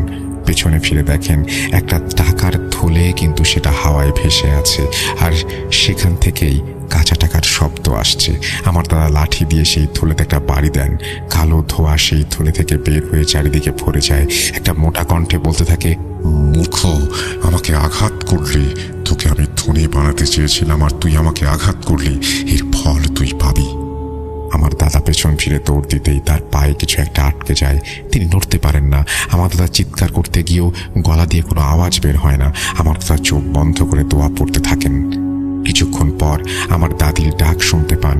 আমার দাদি নদীর দিকেই আসছেন ডাকতে ডাকতে। আমার দাদা লক্ষ্য করেন তার পা ছিঁড়ে গেছে। তিনি হাঁটতে পারছেন, আবার কথাও বলতে পারছেন। আমার দাদিকে সাথে নিয়ে তিনি ঘরে যান। তারপর সব খুলে বলেন। আমার দাদি তখন বলেন উনি ঘুমিয়েছিলেন, কিন্তু চৌকিটাকে যেন জোরে জোরে নাড়াচ্ছিল। মনে হচ্ছিল জোরে ভূমিকম্প হচ্ছে। আমার দাদির ঘুম ভেঙে যায়, আর উঠে দেখে আমার দাদা বিছানায় নেই। সেই জন্যই তিনি খুঁজতে বের হয়েছিলেন। সেদিন রাতে আমার দাদার আবার সেই আগের মতো জ্বর ওঠে। এবারের ঘটনা সবাইকে বলার পর ভালো একটা হুজুর নিয়ে আসা হয়। উনি বেশ কিছুক্ষণ জিনকে হাজির করার চেষ্টা করলো, কিন্তু কিছুতেই বশে আনতে পারল না। তারপর হুজুর মিনিট 10 মতো বুঝে বুঝে একটা তেলাওয়াত করে চোখ বুজে থাকলেন। তারপর উনি চোখ বুজে বলতে শুরু করলেন, এই জিনটা অনেক তেরা স্বভাবের, আমি কোনোভাবেই তাকে কাবু করে বশে আনতে পারছি না। কিন্তু কি হয়েছে আমি সবটাই খোঁজ নিয়েছি। আপনার ছেলের কপাল অনেক ভালো যে একটা ভালো জিন তাকে সাহায্য করছে, নইলে সেই বৃথার বাগানেই আপনার ছেলে লাশ হয়ে ফিরত। সেদিন আপনার ছেলে মৃধার বাগানে একটা জিনকে লাথি মারে। তার জন্য তারা রেগে সেদিন আপনার ছেলেকে মেরে ফেলতো, কিন্তু ভালো জিনটা আপনার ছেলেকে বাগান থেকে বের করে নিয়ে আসে। কিন্তু সেই জিনগুলো যখন দেখে আপনার ছেলের আর্থিক অবস্থা খারাপ হয়ে গেছে, তখন আবার স্বপ্নে টাকার লোভ দেখায়। কিন্তু সেখানেও ভালো জিন আপনার ছেলেকে বাঁচাতে আসে। আপনার ছেলে তাদের ফাঁদে পা দিয়ে অমাবস্যার রাতে তেঁতুল গাছ তলায় যায়। তাকে টাকার থলেও দেখানো হয়। যদি সে সেই থলে হাত দিয়ে ধরত, সাথে সাথে জিনেরা তাকে মেরে ফেলতো। কিন্তু লাঠি মারায় তাদের প্ল্যান ভেস্তে যায়। তখন আপনার ছেলেকে আটকে রাখে সেই ভালো জিনটা, আর আপনার বৌমাকে জাগিয়ে দেয়। আপনার বৌমা যদি সেদিকে না যেত, তাহলে আপনার থেকে হাত পা অথবা চোখ সেই জিন নষ্ট করে দিত। এখন এই জিনকে এখান থেকে সরানোর উপায় আমার জানা নেই, তবে তাকে ভেট দিলে সে ঠান্ডা হয়ে যাবে। আমার দাদার বাবা জিজ্ঞেস করেন, ভেট দিতে হবে? হুজুর বলেন, একটা খাসি আর একটা ধাড়ি ছাগল আর 1 মণ চাউল এই তেঁতুল গাছের নিচে জবাই করে দিয়ে এখানেই রান্না করে এক পাতিল এখানে রেখে বাকিগুলো গ্রামের মানুষের মাঝে বিতরণ করতে হবে। কিন্তু একটা নির্দিষ্ট দিনেই সেটা করতে হবে। আবার অমাবস্যার রাত পর্যন্ত অপেক্ষা করতে হবে। ততদিনে আমি তাবিজ দিচ্ছি আপনার ছেলে আর আপনার ছেলের বউকে। এই তাবিজ কখনোই খোলা যাবে না। এই বলে হুজুর তাবিজ দিয়ে যান। পরের অমাবস্যার দিন বিকেলবেলা হুজুরের কথা মতো হুজুরকে সেখানে উপস্থিত রেখে সব কাজ শেষ করা হয়। এরপর থেকে এমন ঘটনা দাদার সাথে আর ঘটেনি। কিন্তু ঘটনা এখানেই শেষ নয়। আমার বাড়ি নদীর তীরে হওয়ায় সেই তেঁতুল গাছকে নিয়ে এরপরেও অনেক ঘটনা ঘটেছে আমাদের সাথে, আবার যারা নদীতে মাছ ধরতে গেছে তাদের সাথে। সেগুলো অন্য কোনো দিন লিখব। সবাইকে অসংখ্য ধন্যবাদ। আসসালামু আলাইকুম। এই বলে তিনি তার ঘটনা শেষ করেছেন। আশা করছি তার এই ঘটনা আপনাদের ভালো লেগেছে। যদি ভালো লাগে তাহলে অবশ্যই আমাদের জানাবেন, যদি ভালো না লাগে তাও আমাদের জানাবেন। আমরা আছি আপনাদের কাছ থেকে শোনার অপেক্ষায়। আমাদের ইমেইল অ্যাড্রেস হচ্ছে russell.bhuth.com@gmail.com। আপনার নাম, ঠিকানা এবং ফোন নাম্বার সহ আপনার জীবনে ঘটে যাওয়া বা আপনার জানা সেরা ঘটনা লিখে পাঠিয়ে দিন আমাদের কাছে। ঘটনার শুরুতে অবশ্যই উল্লেখ করুন যে ঘটনাটি আপনি স্টুডিওতে এসে শেয়ার করতে চান, নাকি আপনি চান আপনার ঘটনা আমরা পড়ে শোনাই। যারা দেশের বাইরে রয়েছেন তারা সরাসরি অডিও ক্লিপ পাঠাতে পারেন বা লিখেও পাঠাতে পারেন ঘটনা। আমরা জানি যে পৃথিবীতে বিভিন্ন জায়গায় বিভিন্ন ঘটনা ঘটেই চলেছে। আপনার সাথে যদি ঘটনা ঘটে নাও থাকে, আপনার চারপাশের মানুষের সাথেই ঘটছে ভয়ঙ্কর ঘটনা। যে কোনো প্রশ্নের জন্য আমাদের মডারেটরদের সাহায্য নিন। আমাদের ফেসবুক পেজ হচ্ছে www.facebook.com/russell.স্বাধীন। আমাদের ইউটিউব চ্যানেল যে ভূত.com ইউটিউব চ্যানেল রয়েছে সেটি ভেরিফাইড। সেখানে আমাদের সাথে থাকুন, সংযুক্ত হন এবং আমাদের ইউটিউব চ্যানেলটি সাবস্ক্রাইব করুন। আশা করছি সামনের দিনগুলোতে আমরা একসাথে আরও এগিয়ে যাব। আমরা চলে যাচ্ছি আমাদের পরবর্তী ঘটনায়। আশা করছি সাথেই থাকবেন পুরোটা সময়।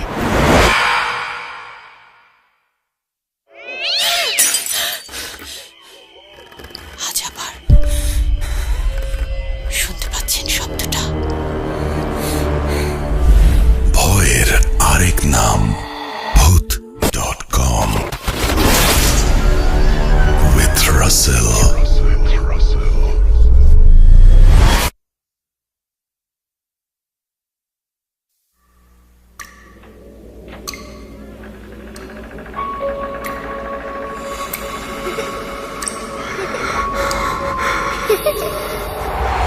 লুকোচুরি খেলবে? লুকোচুরি তুমি লুকাও, আমি ঠিকই তোমাকে খুঁজে পাবো।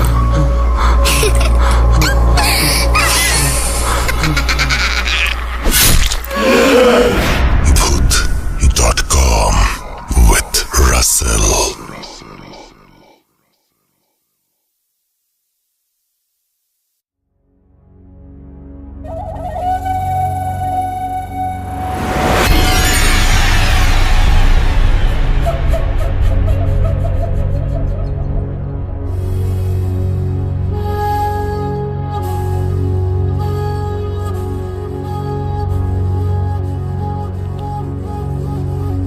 Welcome back. আরও একবার আপনাদের সবাইকে স্বাগত জানাচ্ছি। আমি রাসেল। ঘড়িতে সময় রাত 12:20। আর শুক্রবার ছাড়িয়ে আমরা শনিবারের দিকে চলতে শুরু করেছি। এবং শুক্রবার মানেই পরিবারের সাথে থাকা, শুক্রবার মানেই কাছের মানুষের কাছে থাকা, শুক্রবার মানেই ভয়ের রাজ্যে হারিয়ে যাওয়া। এবং আমাদের এই শুক্রবারের সম্পর্ক 2010-এ শুরু হয়েছে, এখনও পর্যন্ত চলছে একইভাবে। আর কতদিন যায় সেটাই দেখার অপেক্ষা। আমি তো আপনাদের সাথে আছি, আপনারা থাকলেই হবে। এবং আমাদেরকে ঘটনা পাঠান। আমাদের ঘটনা পাঠানোর অ্যাড্রেসটি হচ্ছে russell.bhuth.com@gmail.com। আপনার নাম, ঠিকানা এবং ফোন নাম্বার সহ আপনার জীবনে ঘটে যাওয়া বা আপনার জানা সেটা ঘটনা লিখে পাঠিয়ে দিন আমাদের কাছে। ঘটনার শুরুতে অবশ্যই উল্লেখ করুন ঘটনাটি আপনি স্টুডিওতে এসে শেয়ার করতে চান, নাকি আপনি চান আপনার ঘটনা আমরা পড়ে শোনাই। যারা দেশের বাইরে রয়েছেন তারা সরাসরি অডিও ক্লিপ পাঠাতে পারেন বা লিখেও পাঠাতে পারেন ঘটনা। আর আজকে আমাদের যে কমেন্টগুলো এসছে সেই কমেন্টের মধ্যে মানে জাস্ট আমি বলেছিলাম আমাদের ফেসবুকের কিছু কমেন্ট যদি আমি পড়তে চেষ্টা তাহলে দেখব যে এখানে লেখা আছে যে এমডি সেলিম এসকে পুরান ঢাকা নারিন্দা থেকে তিনি আমাদের কমেন্ট করেছেন। হালিমা বেগম আমাদের সাথে কমেন্ট করেছেন। হালিমা বেগম বলেছেন রেডিও ইজ দ্য বেস্ট। আপনি লাস্ট কবে রেডিও শুনেছেন যদি আমাকে একটু কাইন্ডলি এই কমেন্টেই পরে আর একটু লিখে দেন যে আপনি লাস্ট কবে রেডিও শুনেছেন। আমাদের সবচেয়ে বেশি সময় কাটে এখন ডিজিটাল প্ল্যাটফর্মে। আমরা রেডিও থেকে সরে এসেছি বহু আগে, সুতরাং রেডিও বেস্ট হতে পারে, বাট আমরা এখন ম্যাক্সিমাম মানে ম্যাক্সিমাম বলবো না, এখন হচ্ছে মানে অ্যান্ড্রয়েড ডিভাইসে এখনও হয়তো রেডিও অপশান না থাকতে পারে, বাট আপনি যদি অন্য কোনো ডিভাইসের কথা চিন্তা করেন তাহলে it's very difficult to find out the radio. So আমার কাছে মনে হয় যে আপনি তো এখন 10 বছর আগে বার ফোন ইউজ করতেন, এখন নিশ্চয়ই বার ফোন ইউজ করেন না, এখন আপনি স্মার্টফোন ইউজ করেন, রাইট? সো এটা আমাদের জন্য একটু ডিফিকাল্ট। রেডিওর যে ব্যাপারটা আমরা বুঝি যে এটা কনভিনিয়েন্ট সবার জন্য, বাট এই ইন্ডাস্ট্রিটাই আর এগিয়ে যায়নি সামনের দিকে। সো আমাদের সম্ভব ছিল না এই ইন্ডাস্ট্রিটাকে মানে যেটা ক্রমাগত পিছিয়ে যাচ্ছে সেই জায়গায় স্টে করার মতন ক্ষমতা এখন আমার কাছে, মানে আমার মনে হয় যে সেখানে ফিরে যাওয়ার কারণ আছে কি, এটা আপনারা ভালো বলতে পারবেন। অ্যালেক্স ফরহাদ আমাদের সাথে আছেন এবং তিনি বলছেন যে আগে শুক্রবার এপিসোড শুনতে পেতাম। আচ্ছা, প্রিমিয়াম এপিসোডের কথা বলছেন। এটা অ্যাপের ডিসিশন এবং অ্যাপ জানে যে অ্যাপ কী করবে, বাট আমি চাই যে আমরা সবাই মিলে একসাথে যত বেশি মানুষ শুনুক, সবার কাছেই একই কথা, ফ্রি করার কথা, এবং আমি সেটা নিয়ে কথা বলবো স্বাধীন কর্তৃপক্ষের সাথে। অবশ্যই আমি আমার জায়গা থেকে অবশ্যই তাদেরকে জানাবো, আপনাদের মেসেজ তাদের কাছে পৌঁছে দেব। দেখা যাক কী হয়। আমরা চলে যাব একটা ছোট্ট ইমেইলে, আপনারা সঙ্গে থাকুন পুরোটা সময় সেই আশা করি। চলুন কথা বলি, আমরা চলে যাই নেক্সট ঘটনাটা নিয়ে।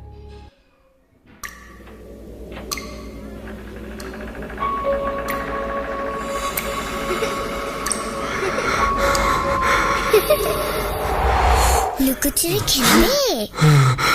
লুকোচুরি? তুমি লুকাও, আমি ঠিকই তোমাকে খুঁজে পাবো।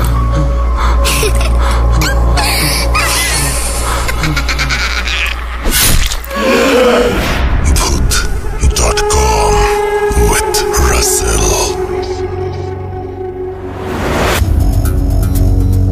যেভাবে লেখা আছে আমি সেভাবেই শুরু করছি। আমাদের এই ঘটনাটি যিনি পাঠিয়েছেন তার নাম নুসরাত জাহান মিম, সরকারপাড়া, লোহাগড়া, নড়াইল থেকে তিনি লিখেছেন। তারপরে তিনি তার ফোন নাম্বার শেয়ার করেছেন। তারপরে তিনি লিখছেন, অসংখ্য ধন্যবাদ আমার ঘটনা 80তম এপিসোডে পড়ে শোনাবার জন্য।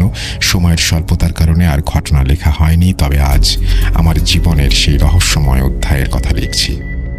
পৃথিবী বড়ই রহস্যময়।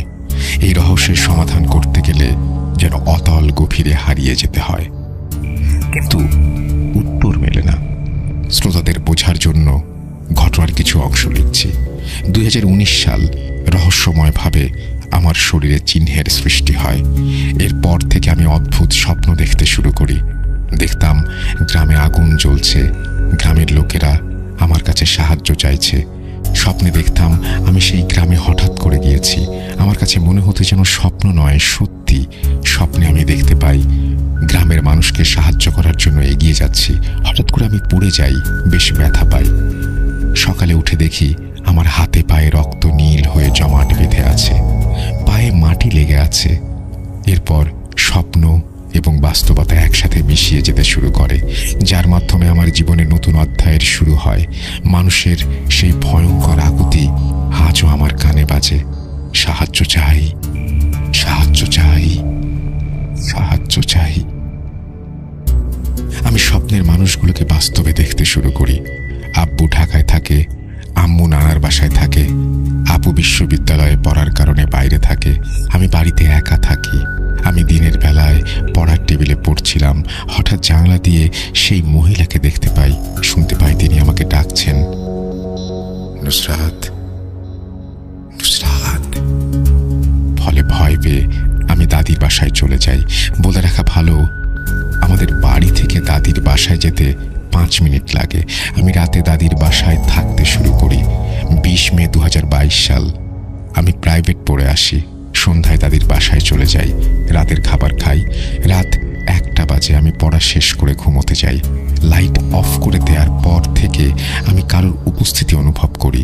আমি স্বপ্নের মতো বাস্তবেও সেই গ্রামের মানুষের আর্তনাদ শুনতে পাই, কিন্তু আমি ভয় পাইনি।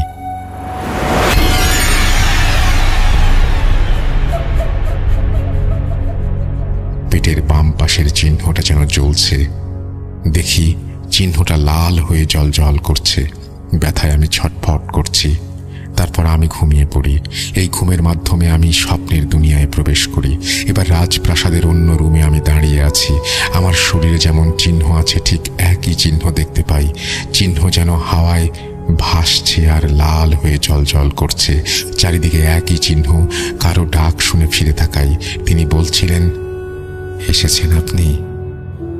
আমাদের এই অপেক্ষা কবে শেষ হবে?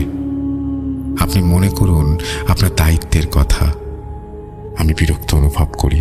পারিবারিক দ্বন্দ্বের কারণে আমি বেশ কিছুদিন ডিপ্রেশনে ছিলাম। ফলে সব কিছুই আমার কাছে বিরক্ত লাগতে শুরু করে। আমি রেগে গিয়ে জ্বলতে থাকা চিহ্নের ওপর হাত দেই। আমার মনে হয় হাত যেন জ্বলে পড়ে যাচ্ছে, মনে হয় জ্বলন্ত আগুনে হাত দিয়েছি। রাজপ্রাসাদের জানালা দিয়ে গ্রামের লোকদের দেখা যাচ্ছিল, সেখানে এখনো আগুন জ্বলছে। হঠাৎ আমি লক্ষ্য করি চিহ্নে হাত দেওয়া মাত্রই সবকিছু বন্ধ হয়ে গিয়েছে। সেই আর্তনাদ আর শোনা যাচ্ছে না। সেই গ্রাম যেন পুরো নিস্তব্ধ, মনে হচ্ছে এখানে কোনো লোকের বসবাস নেই। আমি ভয় পেয়ে যাই। অন্যদিকে হাতের যন্ত্রণায় ছটফট করতে থাকি। পেছনে থাকা বৃদ্ধ মহিলা হঠাৎ করে আমার সামনে চলে আসে। কিছুটা বিরক্তি নিয়ে আমাকে বলে, কেন সবকিছু বন্ধ করে দিলেন? আপনি কেন আসলেন? একদিন আপনাকে এখানে আসতেই হবে। আজকে সবকিছু থেমে গেলেও আজ থেকে ঠিক 7 বছর পরে আপনাকে এখানে আসতেই হবে। তখন আপনি আর ফিরে যেতে পারবেন না। হঠাৎ আমার কানে দাদির ডাক ভেসে আসে। দাদি প্রচণ্ড জোরে দরজা ধাক্কাচ্ছিল, কিন্তু আমি তো দাদির বাসায় ছিলাম। এখানে আমাদের বাড়িতে কি করে এলাম?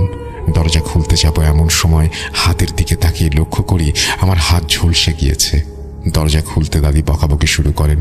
আমি কাল রাতে নাকি দাদির বাসায় যাইনি। রাতে বাসায় এসে আমাকে ডাকাডাকি করলে আমি ডাক শুনিনি, কিন্তু আমার স্পষ্ট মনে আছে আমি সন্ধ্যায় দাদির বাসায় গিয়েছিলাম এবং সেখানেই ঘুমিয়েছিলাম। তাহলে সকালে কিভাবে বাড়িতে এলাম? আব্বু আপু সবাই ফোন দিয়ে রাগারাগি করে। রাতে অনেকবার ফোন দেওয়া সত্ত্বেও আমি নাকি ফোন ধরিনি। ভয়ে আমার শরীর ঠান্ডা হয়ে গেল। আপুকে সবকিছু জানাই। আপু আমার কথা কিছুটা বিশ্বাস করে। আমার কাছে মনে হতে থাকে আমি যেন ঘোরের মধ্যে আছি। 2-3 দিন বাসায় ছিলাম, কোথাও যাইনি। শরীর অসুস্থ হতে শুরু করে, ফলে আপুর বাসায় চলে আসি। এরপর একদিন আমি স্কুলে যাই। স্কুল শেষে দোকানে দাঁড়িয়ে আছি, এমন সময় সেই বৃদ্ধ মহিলাকে দেখতে পাই। তিনি এসে আমার হাত ধরেন এবং আমাকে বলেন, মনে আছে তো আমার কথা? 7 বছর পর আসতেই হবে তোমাকে, আসতেই হবে। বন্ধুদেরটাকে পেছনে তাকাই, সামনে তাকিয়ে দেখি তিনি আর নেই। ওরা আমাকে বলে, এখানে একা একা দাঁড়িয়ে আছিস কেন? আমি বাসায় চলে আসি। এরপর থেকে স্বপ্ন দেখা বন্ধ হয়ে যায়। আমি স্বপ্নের মানুষদের মাঝে মাঝে বাস্তবে দেখতে পাই। এরপর থেকে আমি এক অদৃশ্য শক্তি অনুভব করতে পারি, যার মাধ্যমে আমি সামনে থাকা বিপদের কথা আশঙ্কা করতে পারি। সে আশঙ্কার ধারণার মধ্যে সীমাবদ্ধ নয়, সে ধারণা সত্যি। যা ভাবি তা সত্যি হয়। আমি কি আসলে এই পৃথিবীর কেউ, নাকি অন্য কোনো জগতে আমার থাকা উচিত? 7 বছর পর কোথায় যেতে হবে? জীবন আর প্রকৃতি অনেক রহস্যময়। জীবনের এই রহস্যময় গোলক ধাঁধার উত্তর আমি আজও বের করতে পারিনি। আমি ভূত.com এর নিয়মিত শ্রোতা। ভালো থাকবেন, দোয়া করবেন। এই বলে তিনি তার ঘটনা শেষ করেছেন। থ্যাংক ইউ ভেরি মাচ আপনার ঘটনার জন্য। আশা করছি ঘটনাটি আপনাদেরও ভালো লেগেছে। যদি ভালো লাগে অবশ্যই আমাদের জানাবেন। আমরা চলে যাব আমাদের পরবর্তী ঘটনায়।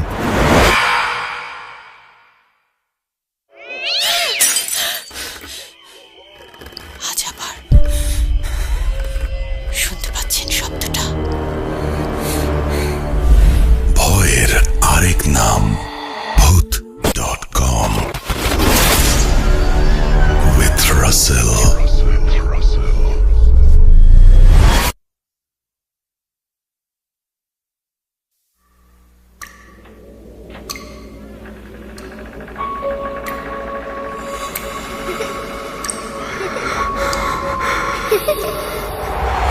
লুকোচুরি খেলবে?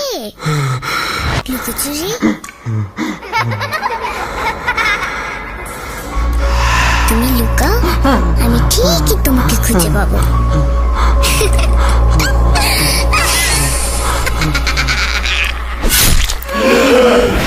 Voot.com with Russell.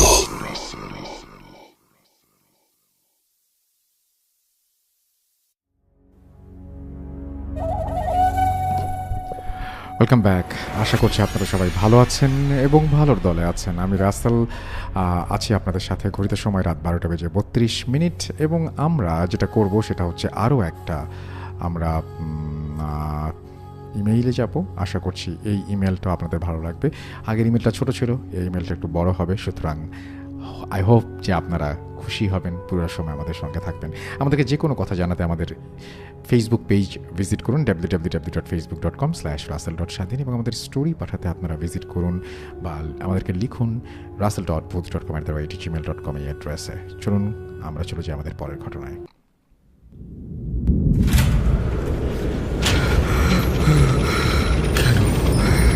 কেন তুমি আসো? আমি শুধু তোমার সাথেই থাকতে চাই। কিভাবে সম্ভব? মৃতদের এই পৃথিবীতে থাকতে নেই। তুমি তুমি চলে যাও, চলে যাও, প্লিজ চলে যাও। সবটাই কি ইলুশন, নাকি অন্য জগতের কেউ কখনো হাজির হয়ে যায় চোখের পলকে? Booth.com with Russell। যেভাবে লেখা আছে আমি সেভাবেই শুরু করছি। আসসালামু আলাইকুম রাসেল ভাই। ওয়ালাইকুম সালাম। জানি আল্লাহর রহমতে ভালোই আছেন। আমার নাম রিয়াজ।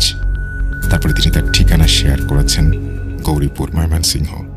অনেকদিন ধরে ভাবছিলাম এই ঘটনাটি পাঠাবো, কিন্তু সময়ের অভাবে পাঠাতে পারিনি, তাই আজ লিখতে বসে গেলাম। লেখার সুবিধার্থে ঘটনাটি আমি আমার বন্ধু শাহাদাত লিখছি। লেখা বা শব্দ চয়নে ভুল হলে ক্ষমা সুন্দর দৃষ্টিতে দেখবেন। বেশি কথা না বলে চলে যাই ঘটনায়। রাসেল ভাই, ঘটনাটি আমার চাচির কাছ থেকে শোনা সত্য ভয়ানক ঘটনা। চাচির চাচাতো ভাইয়ের সাথে ঘটনাটি ঘটে। আমার চাচির বাড়ি টাঙ্গাইলের কোনো এক গ্রামে, জায়গার নাম বলতে চাচ্ছি না, মানা করা হয়েছে আমাকে। চাচাতো ভাইয়ের নাম সজীব। সজীবের সম্পর্কে কিছু বলে নিই। সজীবের বয়স 15-16। খুব দুষ্টু স্বভাবের হওয়ায় তার বাবা মা তাকে একটা হাফিজি মাদ্রাসায় ভর্তি করে দেয়। গ্রীষ্মের ছুটিতে সজীব বাড়িতে এসেছিল। বলে রাখা ভালো, তাদের বাড়ি থেকে কিছু দূরেই একটা খাল ছিল। সজীব তার বন্ধু কালাম ও জিহাদ মিলে পরিকল্পনা করে তারা বড়শি নিয়ে মাছ ধরতে যাবে। বড়শি দিয়ে মাছ ধরতে ধরতে কখন যেন সন্ধ্যা হয়ে আসে।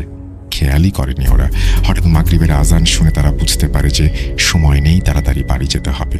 তারা বড়শি নিয়ে উঠে পড়ে, কিন্তু হঠাৎ তাদের মধ্যে জিহাদ বলে ওঠে, বন্ধু চল খালের ওই পার থেকে আনারস খেয়ে আসি। ও বলে রাখা ভালো, খালের ওই পাশে ছিল আনারস বাগান। তো জিহাদের কথা শুনে সজীব ও কালামও চলে যায়। খাল পারাপারের জন্য এলাকার মানুষ একটা ডিঙি নৌকা ব্যবহার করত। তারা সেই 3 জন মিলে নৌকা নিয়ে খাল পার হয়ে যায়। তারপর আনারস বাগানে যাওয়ার পরে তাদের 3 জন 3 দিক দিয়ে আনারস খুঁজতে থাকে। কালাম ও জিহাদ কোনো পাকা আনারস না পেয়ে নৌকায় এসে অপেক্ষা করতে থাকে সজীবের জন্য। ওইদিকে সজীবও কোনো পাকা আনারস না পেয়ে নৌকায় আসতে যাবে, ঠিক তখনই তার চোখ পড়ে একটা লাল টুকটুকে আনারসের ওপরে। সে আনারস গাছটির কাছে যায়। আনারসটি এমন সুন্দরভাবে পেকেছিল যে সে লোভ করে ফেলে। সে মনে মনে ভাবে, যদি সে আনারস নিয়ে তার বন্ধুদের কাছে যায় তাহলে ভাগে কম পড়বে। তাই সে লোভ সামলাতে না পেরে কামড় বসিয়ে দেয় আনারসের ওপর। কামড় বসানোর পরে আচমকা তার মুখের ভেতর থেকে গলগল করে রক্ত ঝরতে থাকে। হাতে থাকা আনারসটি একটি বিড়ালে পরিণত হয় এবং ঝাঁপ দিয়ে ঝোপের আড়ালে ঢুকে পড়ে। এই ঘটনা দেখে সজীব চিৎকার দেয়। চিৎকার শুনে কালাম এবং জিহাদ দৌড়ে আসে। সজীব, কি হয়েছে? কি রে, চিৎকার করছিলি কেন? তোর মুখে রক্ত কেন? সবই বলবো, আগে বাড়ি চল। কি হয়েছে বলবি তো? বললাম তো বাড়ি চল।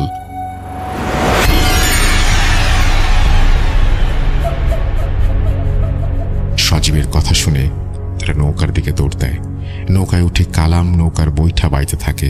কিন্তু আশ্চর্যের বিষয় এই যে যতই জোরে বৈঠা বাওয়া হোক না কেন, নৌকায় এক চুল পরিমাণও নড়ছিল।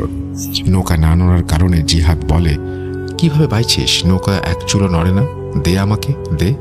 এই বলে বৈঠা নিয়ে বসলো জিহাদ। ঠিক একই ঘটনা জিহাদের সাথে ঘটে। এই ঘটনা দেখে তারা ভয় পেয়ে যায়। তখন সজীব সাহস করে বৈঠা বাইতে থাকে। আশ্চর্যের বিষয় এই যে সজীব বৈঠা বাইতেই নৌকা পানির মধ্যে চলতে শুরু করে। নৌকা যখন মাঝ নদীতে, ঠিক তখন নদীতে ঝড় আসার উপক্রম হয়। নৌকা এদিক সেদিক দোল খাচ্ছে। যখনই তারা নৌকার নিচে পানির দিকে তাকায়, তারা 3 জনই ঘাবড়ে যায়। তারা দেখে তাদের নৌকার চারপাশে একটা বড় মাছ ঘুরপাক খাচ্ছে। মাছটির মুখ বিভৎস ভয়ানক, মুখ ভর্তি কেমন হিংস্রতা। এটা দেখে কালাম ও জিহাদ চিৎকার করতে থাকে, আর সজীব শরীরের সমস্ত শক্তি দিয়ে নৌকা বাইতে থাকে আর পবিত্র কোরআন তেলাওয়াত করতে থাকে। কিছুক্ষণ পর সব স্বাভাবিক হয়ে যায়। তারা নৌকার আশেপাশে আর কিছু দেখতে পায় না। সেই মাছটিকেও আর দেখা যাচ্ছে না। তাড়াতাড়ি করে পাড়ে পৌঁছে বাড়ির দিকে দৌড়াতে থাকে। বাড়িতে আসার আগে তারা 3 জন কথোপকথন করে। যদি তারা বাড়িতে গিয়ে সবাইকে ঘটনা বলে তাহলে বকা খেতে হতে পারে, তাই তারা পরিকল্পনা করে কাউকে কিছু বলবে না। ওই দিন রাতে যে যার মতন বাড়ি চলে যায়। সজীবও বাড়িতে এসে ঘুমিয়ে পড়ে। সজীবের বাবা ছিলেন একটা প্রতিষ্ঠানের দারোয়ান। অফিস থেকে ফিরতে 9টা-10টা বেজে যায়। ছেলে বহুদিন পর বাড়িতে এসেছে। ছেলেকে দেখতে ছেলে রুমে যায়। গিয়ে দেখে তার ছেলে ঘুমিয়ে আছে, আর ছেলের পাশে একটি সাপ পেঁচিয়ে ফনা তুলে আছে। এটা দেখে রুমে লাইট অন করতেই সে সাপটিকে চৌকির নিচে চলে যেতে দেখে। তার বাবা শীঘ্রই এসে চৌকির নিচে দেখতে থাকে, কিন্তু দেখে চৌকির নিচ একদম ফাঁকা। তখন সজীবের বাবা সজীবের মাকে সব ঘটনা খুলে বলে। সজীবের মা উত্তরে বলে, আরে ধুর, এতবার সাইকেল চালিয়ে এসেছো তো, শরীর ক্লান্ত, তাই ভুলভাল দেখছো। সজীবের বাবাও চোখের ভুল ভেবে ঘুমিয়ে যায়। পরের দিন সকালে সজীবের বাবা ঘুম থেকে উঠে ছেলের রুমে এসে ছেলের মাথায় হাত বুলাতে থাকে। যখন ছেলের মাথায় হাত বুলায় তখন সে স্পর্শ করে দেখে তার শরীর আগুনের মতো গরম। সজীবের বাবা সজীবের মাকে ডাক দেয়, বলে সজীবের শরীরে প্রচণ্ড জ্বর, একটু পানি আর শুকনো টাওয়েল নিয়ে আসো। মাথায় পানি দেয়। সজীব পানির স্পর্শ অনুভব করতেই তার ঘুম ভেঙে যায়। তার শরীরের জ্বর দেখে নিজেই ভয় পেয়ে যায়। তারপর সজীব কাল সন্ধ্যার ঘটনাটি ভয়ে ভয়ে তার বাবা মাকে বলে। বাবা মাও ঘটনা শুনে বুঝতে পারেন যে তাদের ছেলে কোনো কিছুর আসরে পড়েছে। সজীবের বাবা ঘটনা শুনে সজীবকে নিয়ে মসজিদের ইমাম সাহেবের কাছে যে ঝাড়ফুঁক করেন। ইমাম সাহেব সজীবকে দেখেই বুঝে পেলে সজীবের কিছু একটা হয়েছে। সজীবের বাবা সজীবকে নিয়ে বাড়ি ফিরে আসে। কিছুক্ষণ পরে খবর পায় কালাম ও জিহাদও নাকি প্রচণ্ড জ্বরে পড়েছে, তাদেরকেও নাকি ঝাড়ফুঁক করা হয়েছে। ওই দিন সজীবের বাবার আর অফিসে যাওয়া হয়নি। বাজার থেকে ওষুধ এনেছে জ্বর কামানোর জন্য। ওই দিন রাতে সজীব ঘুমিয়ে আছে। তাকে দেখতে তার বাবা আসে। আশ্চর্যের বিষয়, ঠিক গতবারের মতো একটা সাপ দেখে তার সন্তানের পাশে ফনা তুলে আছে। বিষয়টা স্পষ্ট দেখার জন্য লাইট অন করে। এবারও সাপটি চৌকির নিচে চলে যায়। যখনই চৌকির নিচে দেখতে যাবে তখনই দেখে সাপটি উধাও। এই ঘটনা ঘটার পরে সজীবের বাবা ওই দিন রাতে সজীবের সাথে ঘুমিয়ে পড়েন। পরের দিন সজীবকে নিয়ে একটা ভালো কবিরাজের কাছে যান। কবিরাজ বলে সে কোনো প্রকার ঝাড়ফুঁক করে না, সন্ধ্যার পরে আসতে। কবিরাজের কথা অনুযায়ী তারা সন্ধ্যা পর্যন্ত অপেক্ষা করে। কবিরাজ ঝাড়ফুঁকের জন্য প্রস্তুত। সজীবও তার বাবাকে কবিরাজের সামনে এসে বসতে বলে। সজীবের বাবা খেয়াল করছে কবিরাজ ওপর দিকে তাকিয়ে ইশারা করে কার সাথে যেন কথা বলছে, ভাব বিনিময় করছে। কিছুক্ষণ পর কবিরাজ বলে ওঠে, সজীব যে গাছ থেকে আনারস পেরেছিল ওই গাছে জিনদের এক সর্দার ধ্যানে বসেছিল। সজীব ওই আনারস পেরে জিনের ধ্যান ভঙ্গ করেছে, যার কারণে জিনটি রেগে যায়। জিনটি ভালো জিন হওয়ায় ওদের বেশি ক্ষতি করেনি। কবিরাজের কথা শুনে সজীবের বাবা বলে ওঠেন, এই সমস্যার সমাধান কি? উত্তরে কবিরাজ বলেন, দেখেন, সমস্যার সমাধান করতে গেলে ওই জিনকে হাজির করতে হবে, আর এই জিনকে হাজির করতে কবিরাজকে কিছু জিনিস জোগাড় করতে হবে। তাই কিছুদিন সময় চেয়ে সজীবকে বিদায় দিয়ে দেন। ওই দিন রাতে সজীবকে নিয়ে বাড়িতে এসে যান এবং সজীব তার রুমে ঘুমিয়ে পড়ে। ওই দিন আর কোনো সমস্যা হয়নি, ঘটনা ঘটেনি। পরের দিন রাতে সজীব রাতের খাবার খেয়ে ঘুমিয়ে পড়ে। তার বাবা তাকে দেখতে তার রুমে আসে। বিস্ময়কর বিষয়, আজও দেখে তার ছেলের পাশে সাপটি ফনা তুলে আছে। এবার রাগে তিনি সাপটি মারার জন্য লাঠি নিয়ে আসেন। এসে দেখে সাপটি আগের মতোই ফনা তুলে বসে আছে। এটি দেখে তিনি আস্তে আস্তে গিয়ে সজোরে আঘাত করে বসেন, কিন্তু লাঠির আঘাত গিয়ে পড়ে সাপের লেজের অংশে, যার ফলে সাপটির লেজ ছিঁড়ে যায় এবং সাপটি আধ কাটা শরীরেই খুবই দ্রুত চৌকির নিচে চলে যায়। তৎক্ষণাৎ তিনি চৌকির নিচে খোঁজাখুঁজি করেন, কিন্তু সাপটিকে কোথাও পাননি। এই ঘটনা ঘটার পরে বাড়ির সবাই একত্রিত হয়ে সজীবের বাবাকে জিজ্ঞেস করে, কি হয়েছে, এত শব্দ করছিলে কেন? তিনি যা যা ঘটেছে সবাইকে সবকিছু বলেন। এটা শুনে সবাই বিস্মিত হয়ে যায়। ওই দিন রাতে আর কেউ ঘুমায়নি। পরের দিন রাতে যখন সজীবের বাবা অফিস থেকে সাইকেল চড়ে বাড়ি ফিরছিল, তখন সময় 9টা বা 9:30 বাজে। তিনি দেখতে পান একটা সাপ রাস্তার উপরে আড়াআড়িভাবে শুয়ে পুরো রাস্তাটিকে ঘিরে রেখেছে। এটা দেখে তিনি প্রচণ্ড ভয় পান। কিছুক্ষণ দাঁড়িয়ে থাকেন, আবার টর্চ লাইট দিয়ে দেখতে থাকেন মানুষ আছে কিনা। কিন্তু ওই সময় চারিদিকে একেবারে নিস্তব্ধতায় ভরে গেছে, ঝিঝি পোকার ঝিঝি শোনা যাচ্ছে। ওইদিকে সাপটি আস্তে আস্তে ওনার দিকে অগ্রসর হয়। তিনি তার টর্চ লাইটটা সাপের মুখের দিকে ধরে বসেন। এটা যেন তার জীবনের সবচেয়ে বড় ভুল। তিনি দেখতে পান সাপটির বিভৎস ভয়ানক চেহারা, মুখের ওপর কেমন যেন দাগ। লাইট ধরার কারণে সাপটি যেন রেগে গিয়ে তার দিকে অগ্রসর হচ্ছে। তিনি এটা দেখে রাস্তার বিপরীত দিকে যাওয়ার সিদ্ধান্ত নেন। যখনই তিনি রাস্তার বিপরীতে সাইকেল ঘুরিয়ে যাবেন, কিছুক্ষণের মধ্যে বিস্মিত হয়ে যান। এদিকে সাপটাও রাস্তাটাকে ঘিরে রেখেছে এখনো। তিনি যেন কোনো মায়ায় আটকে গেছেন। তিনি তখনই শরীরের সকল শক্তি দিয়ে প্যাডেল করতে থাকেন। সাইকেলটি সাপের ওপর দিয়ে চালিয়ে বসেন। তিনি প্যাডেল মারছেন তো মারছেন, কিন্তু সাইকেল যেন আস্তে আস্তে এগোচ্ছে। যখনই তিনি সাইকেলের চাকার দিকে লক্ষ্য করেন, তিনি দেখতে পান সাইকেলের চাকাতে সাপটি পেঁচিয়ে আছে। এটা দেখে তিনি নিজেকে ধরে রাখতে পারেননি। তিনি ওখানেই জ্ঞান হারিয়ে ফেলেন। ওইদিকে এত রাত হতে চলেছে দেখে তিনি বাড়ি না ফেরার কারণে বাড়ির সবাই চিন্তিত। সজীবের মা তার বাবাকে অফিসে কল করেন। অফিস থেকে বলেন তিনি তো প্রতিদিনের মতো ডিউটি শেষ করে বাড়ি চলে গেছেন। সজীবের মা কল কেটে দেন, আর বাড়ির সকলে বলেন তিনি তো অফিসেই নেই, অফিস থেকে নাকি অনেক আগেই বেরিয়েছে। এই বলে কান্না শুরু করে দেয় সবাই।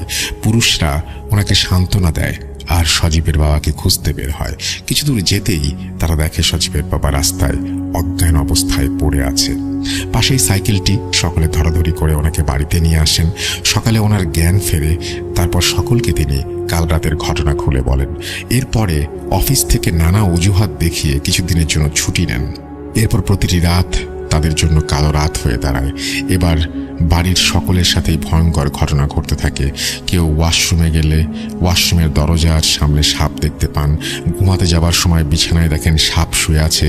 আর সজীবের সাথে এখন আরও রহস্যময় ঘটনা ঘটছে। প্রতি রাতেই সজীব আবোল তাবোল ভাষায় তাকে যেন গালিগালাজ করতে থাকে। কেউ যদি সজীবকে কিছু জিজ্ঞেস করে, সে কোনো প্রকার উত্তর দেয় না, বরং অপরিচিত ভাষায় গালাগালি করে। এভাবে চলতে থাকে প্রতিটি কালো রাত। এদিকে কবিরাজ কল দিয়ে বলছে সজীবকে নিয়ে আসতে। কবিরাজের কথা মতো সজীবের বাবা ও জ্যেষ্ঠ চাচির আব্বা সজীবকে নিয়ে সন্ধ্যায় বাড়ি থেকে রওনা হন। পথে কোনো বিপদ হবে কিনা আগেই মসজিদের ইমাম সাহেবের কাছ থেকে এটা ভেবে পানি পড়া নিয়ে এসেছিলেন। কিন্তু কেন জানি আজ রাস্তায় কোনো প্রকার সমস্যা হয়নি। 8টার দিকে তারা কবিরাজের বাড়িতে এসে পৌঁছায়। কবিরাজ আসন প্রস্তুত করে সজীবকে নিয়ে আসতে বলেন। তারা সজীবকে নিয়ে আসলো। কবিরাজের কথা মতো সজীবকে কবিরাজের সামনে এনে বসানো হলো। কবিরাজ বলল, ঘরের দরজা জানালা ও লাইট অফ করে দেন। আপনারা আমার পিছনে এসে বসেন, আর কোনো প্রকার শব্দ করবেন না।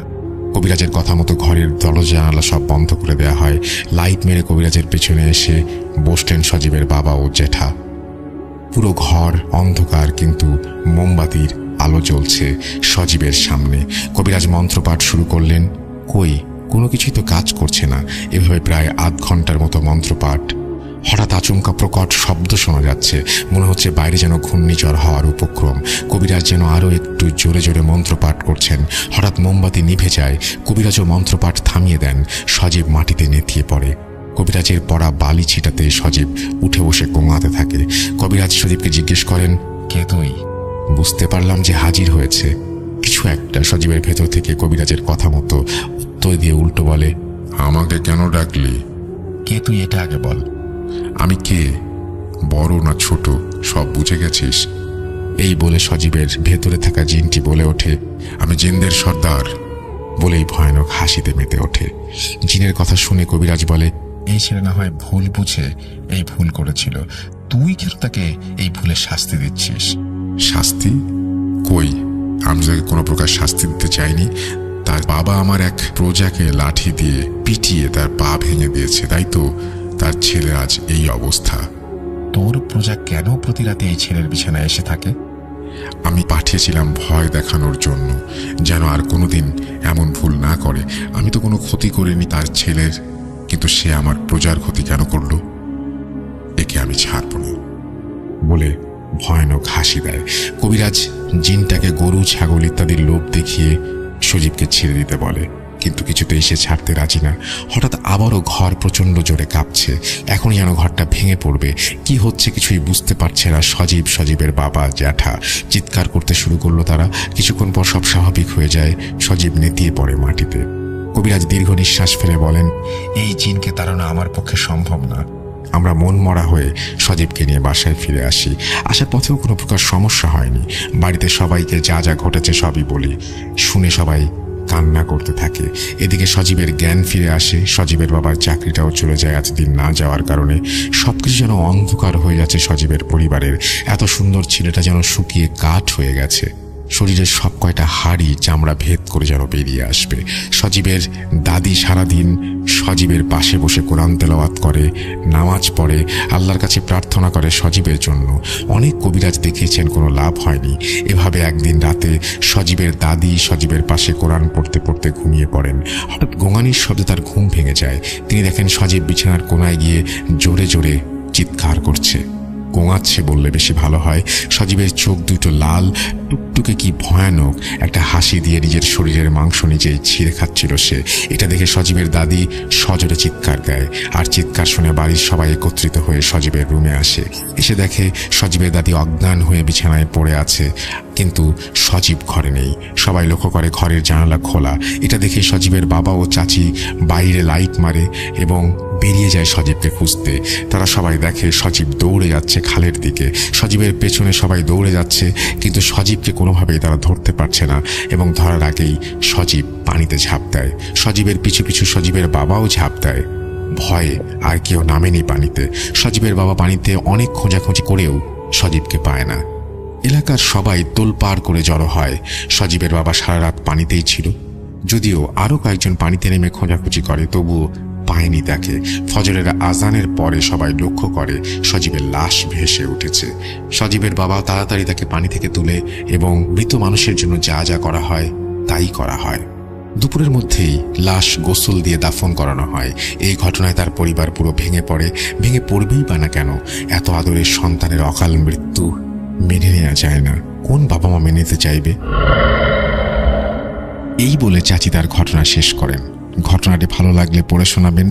এই ঘটনা সিলেক্টেড হলে আমাদের কাছে আরও ঘটনা আছে, ইনশাআল্লাহ পাঠাবো। ভালো থাকবেন। এই বলে তিনি তার ঘটনা শেষ করেছেন। থ্যাংক ইউ ভেরি মাচ আপনার ঘটনা শেষ করার জন্য, এবং আপনি ঘটনা পাঠিয়েছেন সেজন্য আপনাকে আন্তরিকভাবে ধন্যবাদ জানাচ্ছি। আমি আশা করব যে যারা শুনছেন তারাও ঘটনা পাঠাবেন। আমাদের ইমেল অ্যাড্রেস russell.booth.com@gmail.com। আপনার নাম, ঠিকানা এবং ফোন নাম্বার সহ ঘটনা পাঠিয়ে দিন। আমরা চলে যাব আমাদের পরবর্তী ঘটনায়। Welcome back. আপনাদের সবাইকে অনেক অনেক ধন্যবাদ এতক্ষণ পর্যন্ত আমাদের সাথে থাকার জন্য। অনেক অনেক শুভকামনা রইল। সব সময় এই ইউটিউব চ্যানেলটি সম্পর্কে আপডেট পেতে আমাদের ইউটিউব চ্যানেলটিকে সাবস্ক্রাইব করুন। আশা করছি আমরা একসাথে অনেকটা পথ হাঁটব।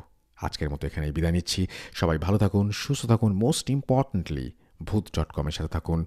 আল্লাহ হাফেজ।